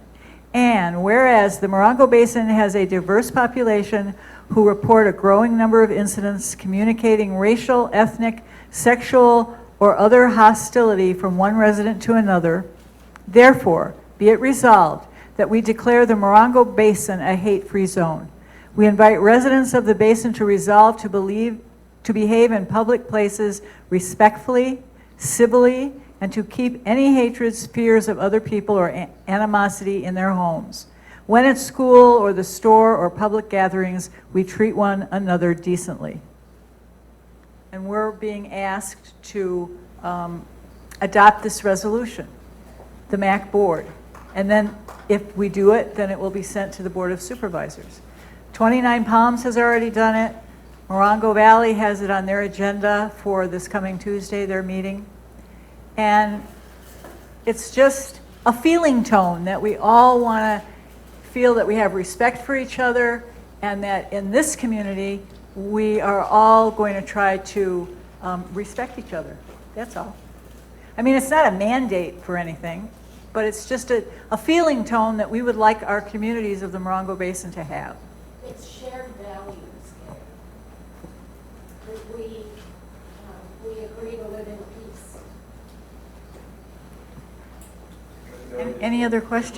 Right. There's no legal action attached to this. And there are different communities that have done different things. For a while, I lived in Ocean Beach, and we had a big thing go on with against homelessness, and they were calling them trolls and stuff. And then we had a big town meeting together and worked with restorative justice communities, and it really had not just something this size, but something pretty huge, and it was telecast, and it was on radios and radio stations, and it was just that we came to an understanding of what we wanted us to be as a community.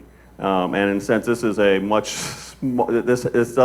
hasn't done anything in an impact sense sort of way, but it does encourage everyone to do something more impactful, to maybe have little town hall meetings about these issues, but they rely on you and us to actually, as citizens, to actually begin the conversation and to actually make a movement where we are actually are working together to create a community, the community we want to be, one where we are respectful and where we actually have where we build the shared value of respect and of diversity.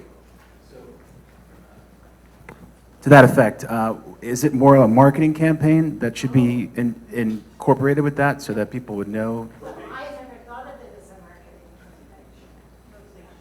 But that's the next step. I mean, if we're talking about a shared value, wouldn't it make sense to incorporate some sort of marketing campaign or, Well, The answer is yes. That would make sense, and town hall meetings or getting the community together could be part of that, or anything. But yeah, that's great. But you could start the committee. No, seriously. When we sat through, talking about dark skies as a community effort, and you're talking about making resolution, it stands to reason that same energy and effort would go into promoting, and I mean, we sat through 40 minutes of talking about dark skies. Why won't we talk about that for an hour if that's... I think in a small way, yes, I'm going to broadcast it far and wide that the Morongo Basin is a hate-free zone. And these organizations and communities, the various clubs, have endorsed it. We're waiting for the banner so that we can put the endorsees. And I think it would, honestly, I'm not a business person. I hadn't at all thought about marketing it, but it's marketable, it is. And I think there's no reason why we can't actually have a grassroots organizing campaign on doing this. And this is a good place to start.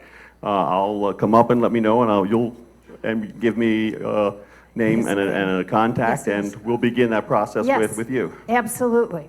In addition to the MAC or MAC mission statement, do you guys have adopted core values? And if so, could a resolution be made where this just becomes adopted as one of the core values? Yeah, it could be. Do you have adopted core values in addition to the mission statement? No. No.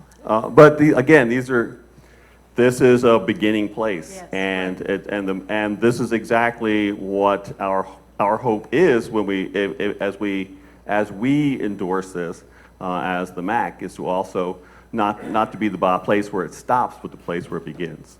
And absolutely, there is no reason why we couldn't adopt core values and bring this as part of that. I think that's an amazing idea. So do I. Ellen? All right.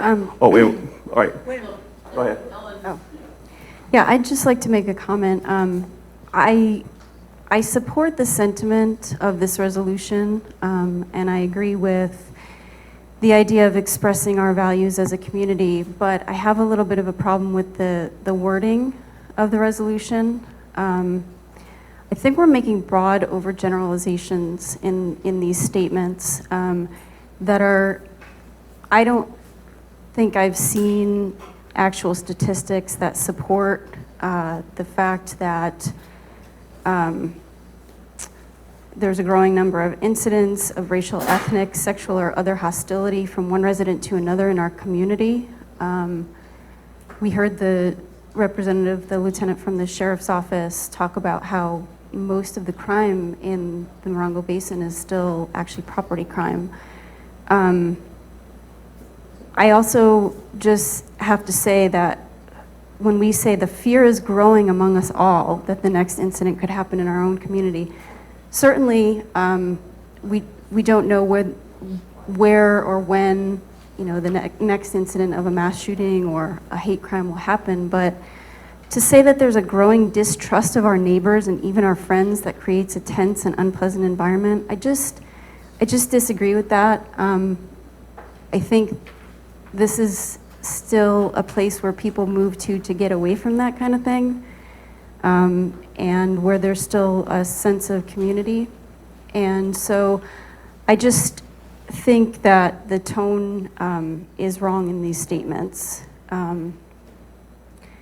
And I also think that most people in the Morongo Basin actually do behave in a way that's civil to each other. And I'm not sure that adopting a resolution that says and declares that we're a hate-free zone is going to change people who are not inclined to act civilly towards each other in the first place. And then I'll just end where I began, which is to say that the idea of using it as a marketing campaign, I think, is a good idea. And I'm not against adopting a resolution. I just don't support the specific language as it's written. I have two things to say. One is, I wish I lived in your neighborhood. And the second is, there's no requirement that you endorse this particular resolution. If the MAC board votes that Morongo Basin is a hate-free zone without endorsing this resolution, that's fine. But that's not the motion. but that's not the motion. However, in response to your comments, come to my neighborhood for a few days. There is a growing hostility, and there is a less trust than when I moved here 15 years ago, more suspicion. The man who lives 2 doors down from me has open carry, and he walks up and down the street. It's a change in the community and in the environment that, for me personally, is not a good change. But again, this resolution, We can, If you're done with that, let's keep on with other discussions, and then we may want to if you want to consider making an amendment, that could move us forward with that if you want to do that. But let's have some more discussion if that's okay. Thank you, Gail. Am I okay? Okay. Boy, I have to totally agree with what Ellen said. I cannot support this resolution as it's written for several reasons, but I want to start by commending you for your passion in this. No one wants hatred in their community. But I want to briefly define what our role is. We're a MAC, we're a Municipal Advisory Council. And MACs have 2 primary purposes. One is to provide a forum like we do here for information. And the MAC does a very good job of that when you get the reports from local law enforcement and local fire. So that's the primary purpose. But the second purpose is to be an advisory council, to take advice from the constituents of the policy body and become the eyes and ears for them, and then relay that advice. And we are not the policy body. We are the advisory body. The policy body is the Board of Supervisors, and more specifically, the person who authorized this body, which is our supervisor, Dawn Rao. So it seems to me that something like this, that's more related to policy, would better be suited for your purposes to be put before the Board of Supervisors. We don't have the authority to establish zones in our community, unlike Yucca Valley or like 29 Palms. But I have to go back to, so that's the definition of a MAC. I don't feel that this is within our purview based on that definition. Going back to what Ellen said, I have to agree. There's language in here that I just do not agree with, and I know that my fellow residents in my community do not, because I shared this with them over the weekend, and I could not find one person who supported the language that's in this resolution. They're not haters, they're not bigots, but it's the way it's written, especially when it says there is a growing distrust of our neighbors and even our friends. We don't see that in our community. And I think the Morongo Basin rises above that. I asked Lieutenant Niles to give us the top 3 crimes in the area, and none of them related to the offenses, the awful things that you point out in this resolution. Petty crimes, illegal narcotics, and then petty thefts. I would certainly entertain addressing those, working with law enforcement to address those crimes, and then advise the policy body, which is the Board of Supervisors, on how best they could assist law enforcement in addressing those crimes. And I would apply that same principle to this and say that we're not the policy body. I would like to see the stats. I would like to see where you got these assertions from, and see if law enforcement, if there's something that law enforcement can take as far as policy through the Board of Supervisors. I'm an action person. I'm not a touchy-feely guy. If we're going to do something, I would like to see action. So those are the 3 reasons that I oppose this, so I cannot vote yes for this resolution. And also, I would have you consider the language in it. There is some very awkward grammatical content in the resolution that would need to be addressed if you were going to further the resolution for a policy body. Thanks. Do you want Thank to you. address our making resolutions? Well, no, This go ahead. was one of many. You go ahead. Well, We've I've not been on the MAC more than 2 years. I guess it's my 3rd year. But we have, I think, over a dozen resolutions that we're actually even looking at that we created, and they're part of our speaking on behalf of the people that in our communities, which is what you're doing as well. But that's when our communities are united on something, we vote on behalf of those things, and we actually have created over a dozen resolutions in the past 3 years, and this just comes in the same kind of vein. So it's not something that we've ever been discouraged from, and when we do that, and we do it with the support of all the communities, that speaks as an advisory board to the county supervisor, and then that gives strength to what he or she does. Because in the past it was Supervisor Ramos. I would like to say I have a couple of friends who are teachers in the Morongo Basin schools. They are teaching children, small children, first graders, second graders, drop and how to hide, where to hide. I mean, they're doing this now in our public schools. So we can be like all the other places where they say, we never thought it could happen here. And this is, in my opinion, this was just an attempt, and maybe the language is not the right language and that can be redone. But in my opinion, it's just a way of saying that we are trying to be a safe place where everyone is welcome and where we respect everyone. And I mean, it's just a basic civility thing, and if you think the language isn't right, we can change that. Okay, I have the mic, huh? I agree quite a bit with what Ellen and Jim were saying. As far as the language, I also have issues with it, also some grammatical concerns. But what I really wanted to address is that we talked earlier about social media and the impact on our day-to-day lives, and I really think a lot of this fear-mongering is because we're paying too much attention to social media and not our community meetings, our talking to each other in the grocery store, talking to the people who walk their dogs in our neighborhood. I don't see the fear at the level, yes, it can happen anywhere. Yes, we should be prepared, just like we should be prepared for floods and earthquakes, other issue. Another issue in the schools is bullying, and the school system is trying to deal with that. That's a big issue, and a lot of that has to do with bullying on social media. I just think things are stirred up too much by paying too much attention to what comes across the mainstream media. Does the same thing, and the internet does the same thing. We've got to balance it out. We've got to find a balance in this, and I appreciate the effort or the idea of being a hate-free community, which I think we are already, but in posting it somewhere. But let's be careful. Let's not stir up this fear any more than we need to.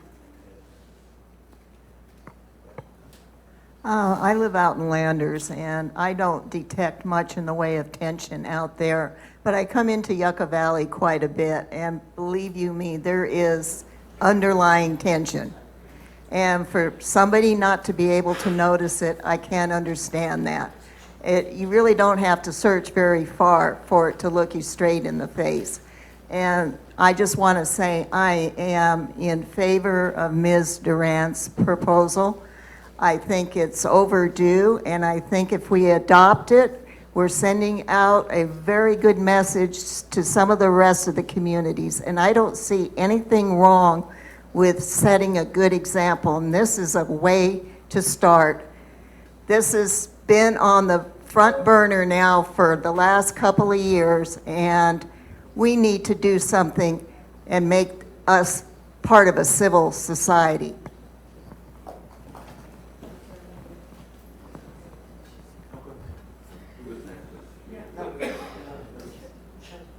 I just wanted to say, for the people who say they don't see this in the community, you need to stop and think about, you should stop and think a little bit about who you are and what you look like, and whether or not this would affect you in the community. Some people say they don't see that in the community, and we're fairly new residents to this community, and yes, so far we're loving it here. However, we do see some of that. I'm not going to point out anyone or anything in particular, but, you know, for a small community, I would have expected to have met more of my neighbors. I have met a few. Jeannie, I've met you. And we try to go to events, and we really want to become involved in this community. And before you say it's not there, just think about, is it not there for you, or is it not there for everyone?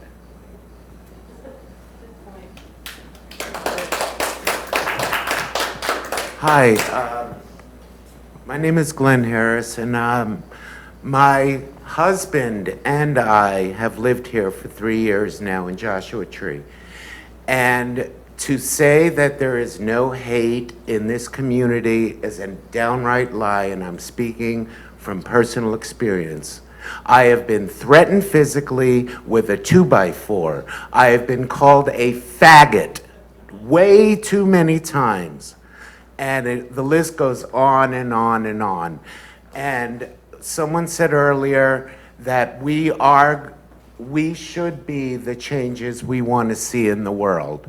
So if everyone wants to see this place be a hate-free zone where we accept and tolerate one another and our diversities and our differences, this little thing that we are proposing here, and I applaud you for doing it, it's a little motion. It's simply a proclamation by a council who reports to the county.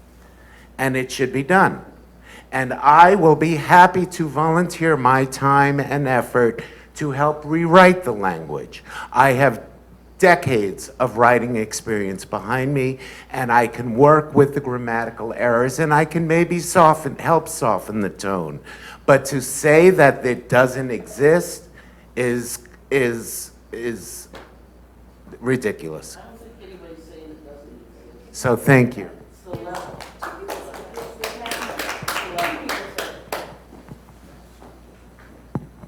David Fick here.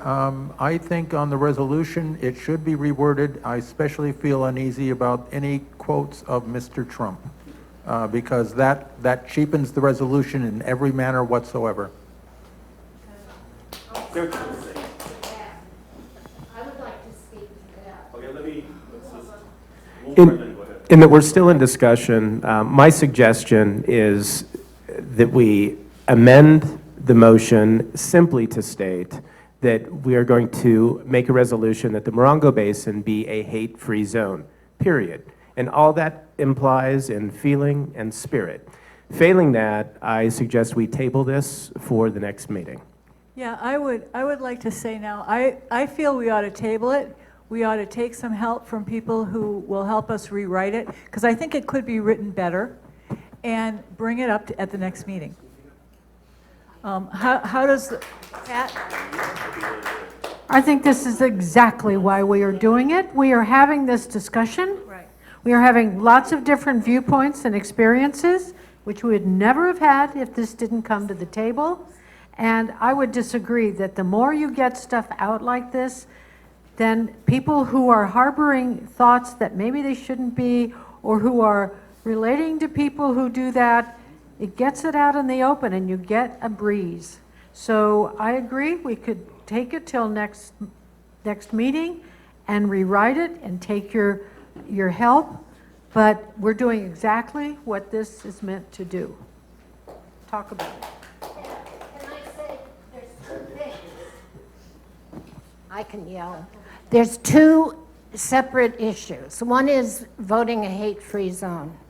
The second is the resolution. And if the resolution has flaws, 29 Palms wrote their own. They wrote a completely different one, which is completely fine, because the bottom line is what I am asking is vote a hate-free zone. And it doesn't have to be my words. It can be your words. It doesn't have to be any words, just a hate-free zone. As the maker of the motion, could I ask that I would move that we table the motion until next meeting? Okay. And, a second. So no more discussion on this topic now. Okay. It's tabled until we meet on a Columbus Day, October 10th. Meanwhile, anyone who wants to have some language and the whereas part, just let me know and we'll contact and we'll just have email between each other if that's okay. Can we do that legally? Is that, would that be considered? I think 9 of us now, so if you had. I mean, can we have a discussion about, can I be included in a discussion about the wording of the resolution outside of this committee? Yes. Okay. We cannot speak to each other as a group in private.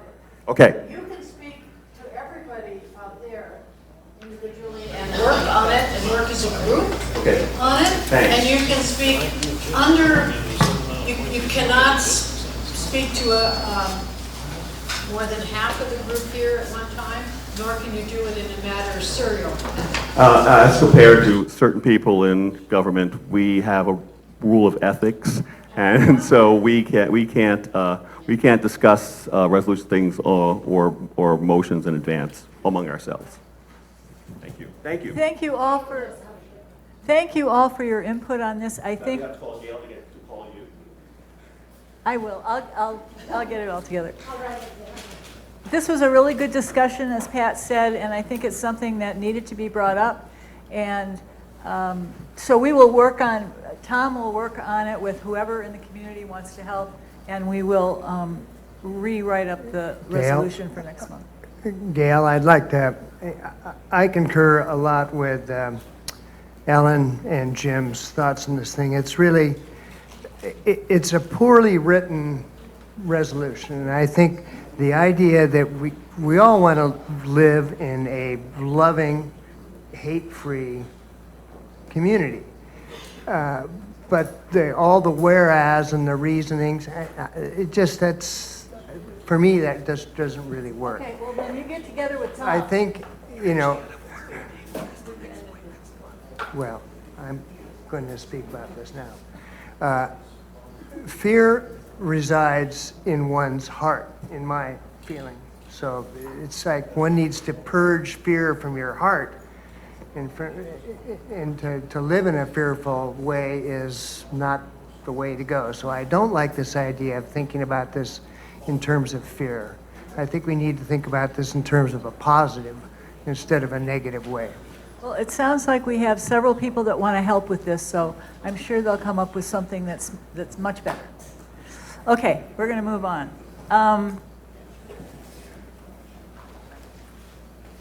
MAC member reports. We'll start down with you, Pat.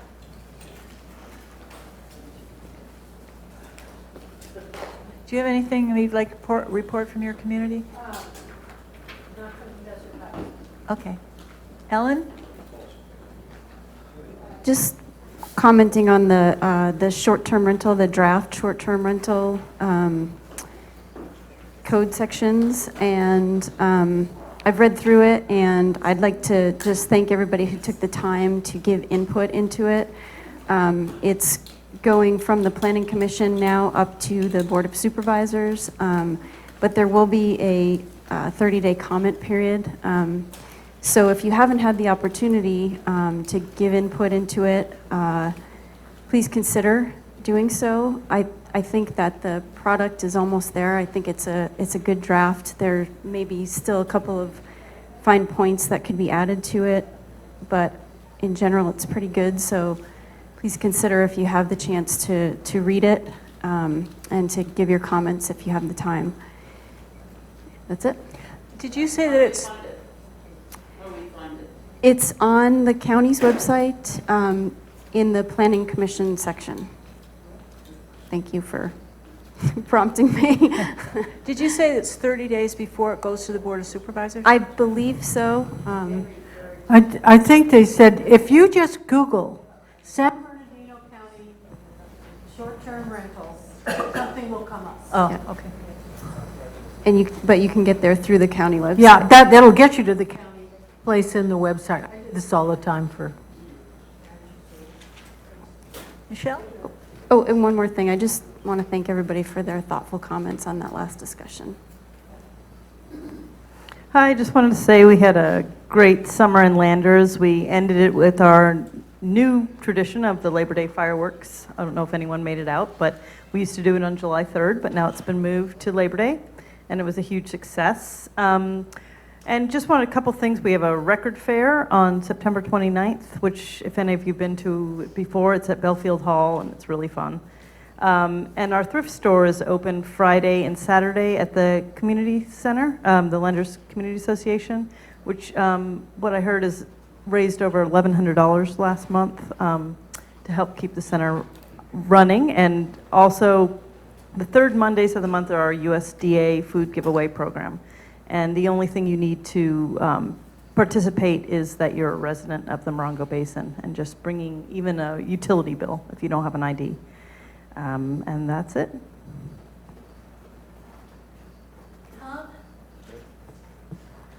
Okay, Tom Ziegert from Yucca Mesa. On September 5th, we had an open mic night at the Yucca Mesa Community Center, which is down a dirt road called Balsa Avenue. The address is 3133.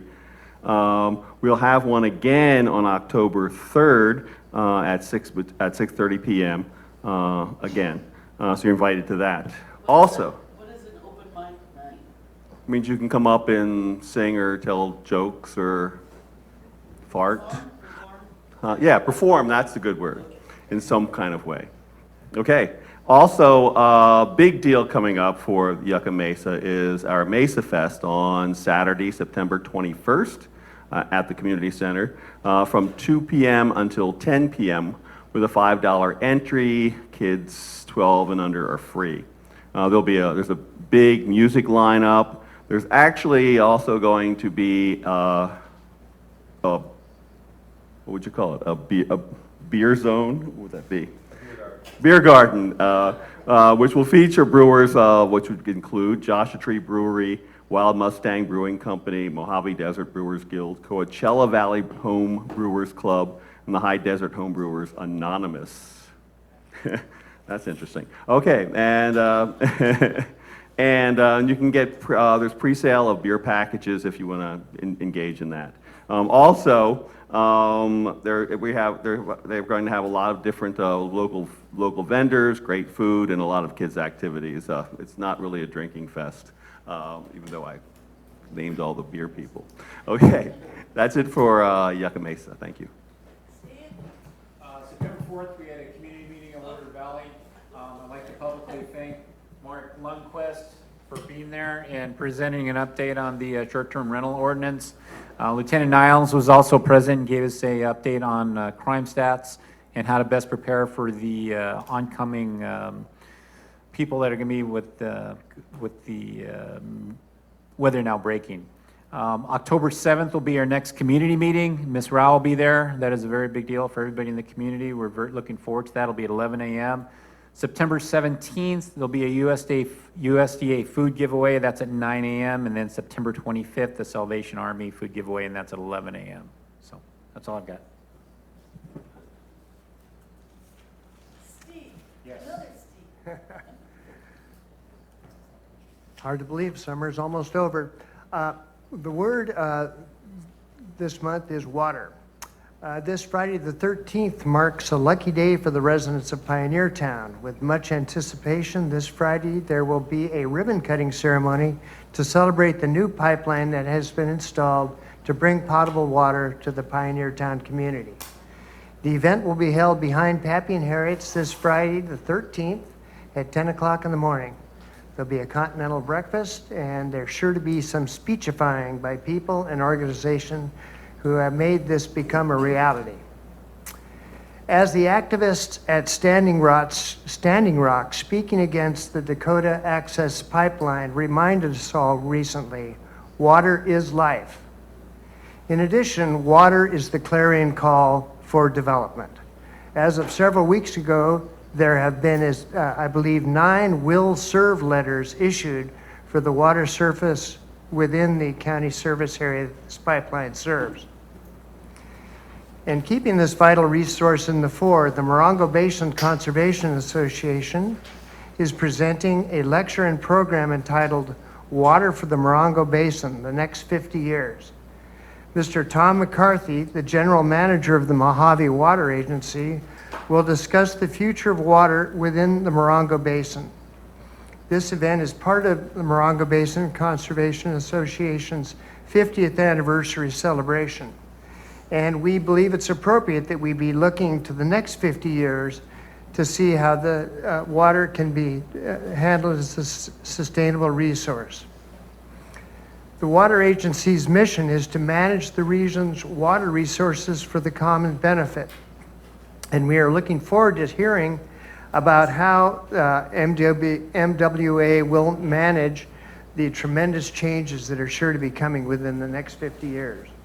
The event will be held from 9 to 11 on Saturday, September 28th at the town of Yucca Valley Community Center. Light refreshments are going to be provided by Boo's Organic Oven.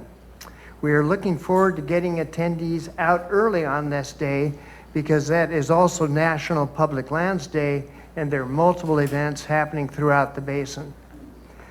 Please visit mbconservation.org to get more information on this event. Thank you.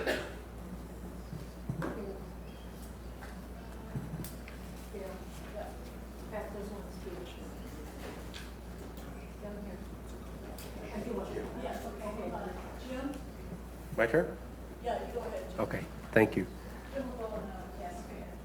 What's that? Go ahead, Jim. Okay, thank you. In Johnson Valley, we're doing our annual Oktoberfest. This is our 10th year. I cannot believe it. We've been doing it for 10 years in a row.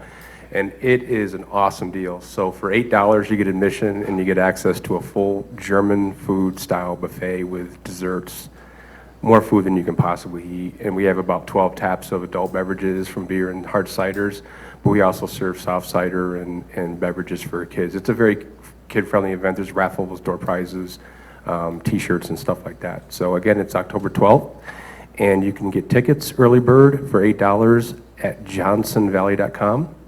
After September 28th, I believe the price goes up to $12. So if you're going to go, get them now and save the $4. Gail, I believe this is probably the time for me to suggest or ask for an item for the next agenda. Is that correct? Say that again. Could I take the time to ask for an item on the next agenda? Could I take this time to ask for an item on the next agenda? Okay.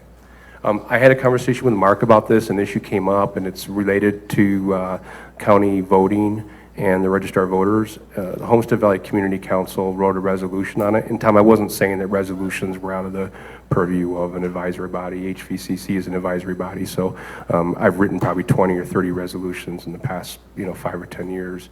So it's not that the fact that it's a resolution would be inconsistent with the charter, but this would be either a resolution or a letter from this council recommending action for the ROV to take, or possibly through the Board of Supervisors. And we can't go into the discussion, but I would like to know, Gail, if I can continue the discussion with Mark and you to see if it's appropriate for the next agenda. Thank you.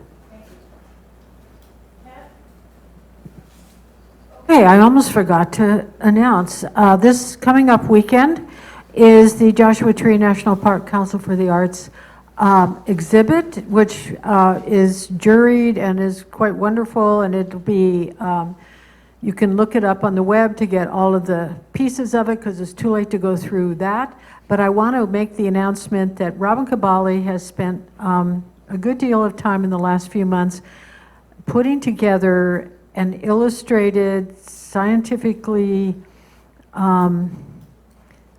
she has synthesized 29 different scientific papers so that you can understand it, looking at what grows in the desert under our feet, the mycorrhizal fungi, bacteria, and algae that is communicating plants throughout the desert. So when you drive down the road and you see all those creosote out there, you should know they're all connected.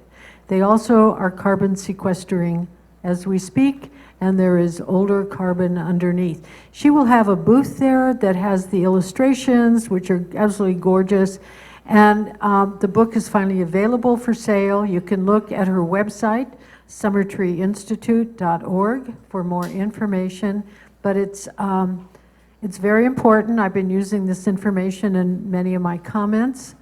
There was an article in the Desert Report that she wrote, which I've been able to refer to, but it's time that we all know that the desert is not empty out there. The desert is a major sequester of carbon worldwide. And within the state of California, it's one of the biggest, most intact sections, and we better know it and protect it. Thank you. The event will be at the 29 Palms Inn, which will be the 2 daytime events. The exhibit will be at the 29 Palms Gallery, and then all the artists will have their booths on the lawn at the inn. It's all free. Just go, enjoy yourself. And then Robin's work will be in the tent. So, and it's mbconservation.org has put it up as a notice. Summer Tree has it noticed. And Joshua Tree National Park Council for the Arts has, of course, it noticed. So, gosh, I think that's it. Short announcement to make. In Morongo Valley, at the park in Morongo Valley on September 22nd, from 1 p.m. to 3 p.m., there's a fundraiser which is for the Border Kindness, and the Grassroots Hero Award is being given to Yolanda Brown. And Border Kindness is a nonprofit that works with people along the border and helps them with the things that they need on both sides. So you're welcome to come. Tickets are $20, and everything will go, all the funds will go to Border Kindness. I have something for the board members. In November, our meeting lands on Veterans Day. So Mark and I thought we'd ask you, do you want to meet on Veterans Day? Do you want to change it to the next day? Do you want to not have it that month and have it in December? So think about it between now and October. And then, you know, you can give us your input on what you want to do. Okay, now, there's some people that want to speak. Sue Lefevre.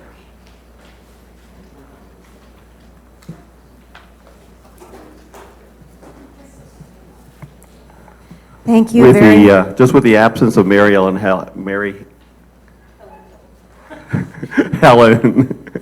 Tuttle, I will be the timekeeper. No I will announce 30 seconds when there's 30 seconds left. Okay, no worries. Thank you very much. My name is Susan Lefevre. I am part of a newly formed committee in Morongo Valley.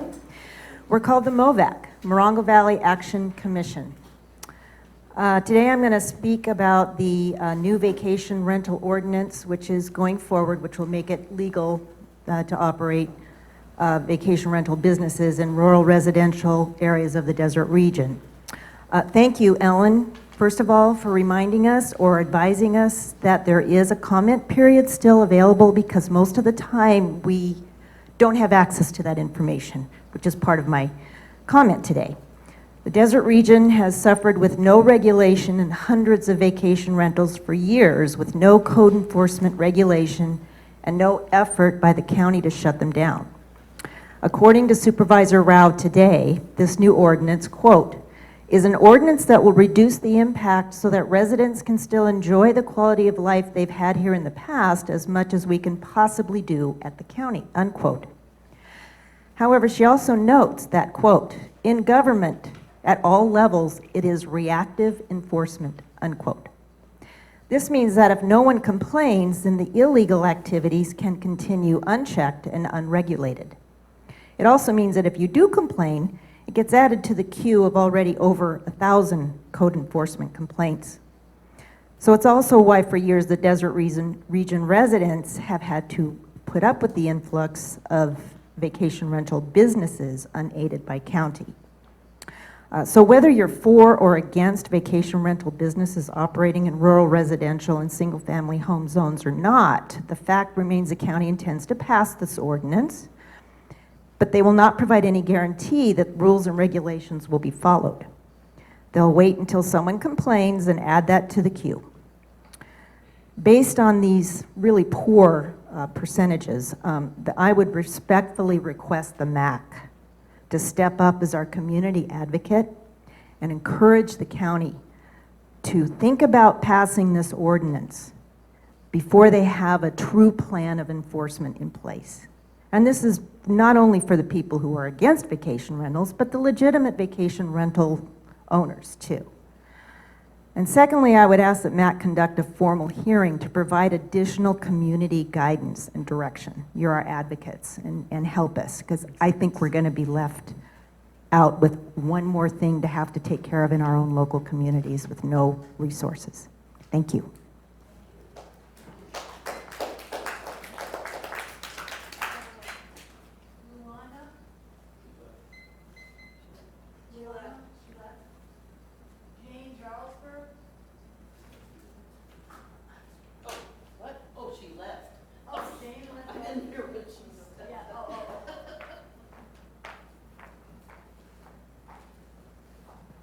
I'll try to be brief. One thing I just wanted to reiterate, Sunset Boulevard, or Sunset Road in Joshua Tree is now on both sides of the highway, 40 miles per hour. So if you're using it as an alternate for park, please observe that speed limit and encourage other people to. There are a lot of pedestrians on that street, and I'm worried that somebody's gonna not make it one of these days, and also at night. We talk about people wearing dark clothes. And anyway, the other thing I wanted to mention was at the hearing that I was at also for the single, oh shoot, now I remember, yeah, vacation home rentals. It was mentioned that the planning commission will be meeting on October 3rd, and I asked them if we would also have access to that meeting locally, and they said they had no plans. So I'm asking the MAC to please encourage, and Mark to encourage them to have video conferencing access to that meeting, because they're going to be talking about Airstream Hotel on the corner of Sunburst and Highway, and we need to have input on that.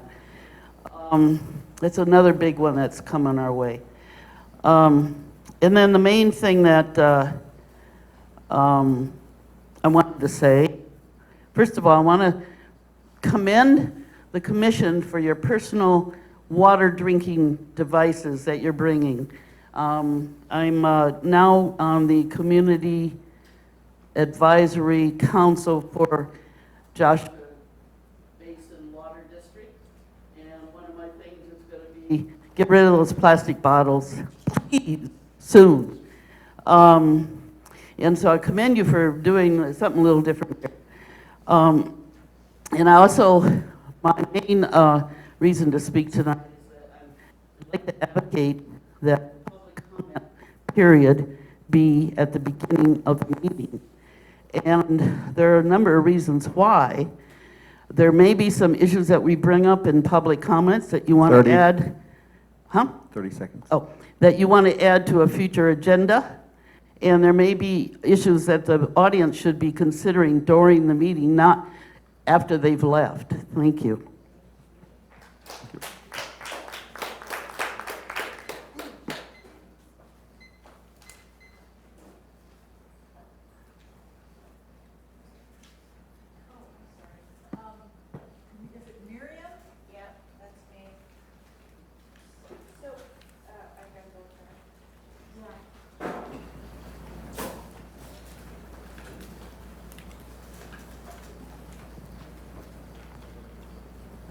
Hi. So after this very lofty meeting, I have a very mundane announcement / event that I'd like to make everyone aware of.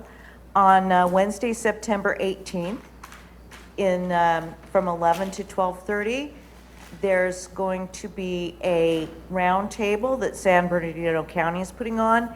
It has to do with some really dry and technical information on changes that have been made to the permitting process, so it might be of interest to architects and contractors. If anyone wants to know, I've got more information and we'll get you on the list. Tom, you might want to talk and see what they're doing about the ordinances, the dark sky, et cetera, but it's open to everyone. So just let me know. What is that date again? September 18th. Where? It's at White Feather, you know, in the teleconferencing room. Got it. What time? 11:30 to 12:30, but there will be a guest list, so they should probably contact me, and I'm giving them, it's land use services. Okay? Thank you. Thanks. Celeste? 11 to 12:30 on Wednesday. Celeste? She left. David?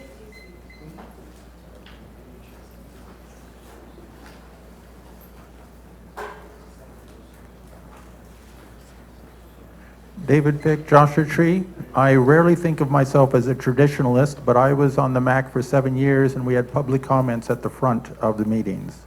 I would highly recommend that, seeing that half your public commenters are not here right now.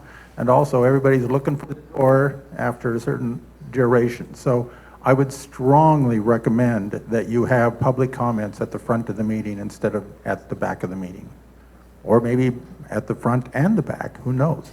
But it's best if they're at the front. I know sometimes they can be abused, but very rarely were they abused.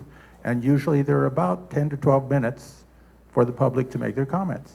So, and one thing I did notice in driving to here, there was industrial debris on the northeast corner of Sunburst, downwind of the Dollar General. I don't know what it was, but it was white and it was unraveling, and it was behind a bunch of orange cones that were trying to mark off where they're going to do the MBTA thing for Dollar General.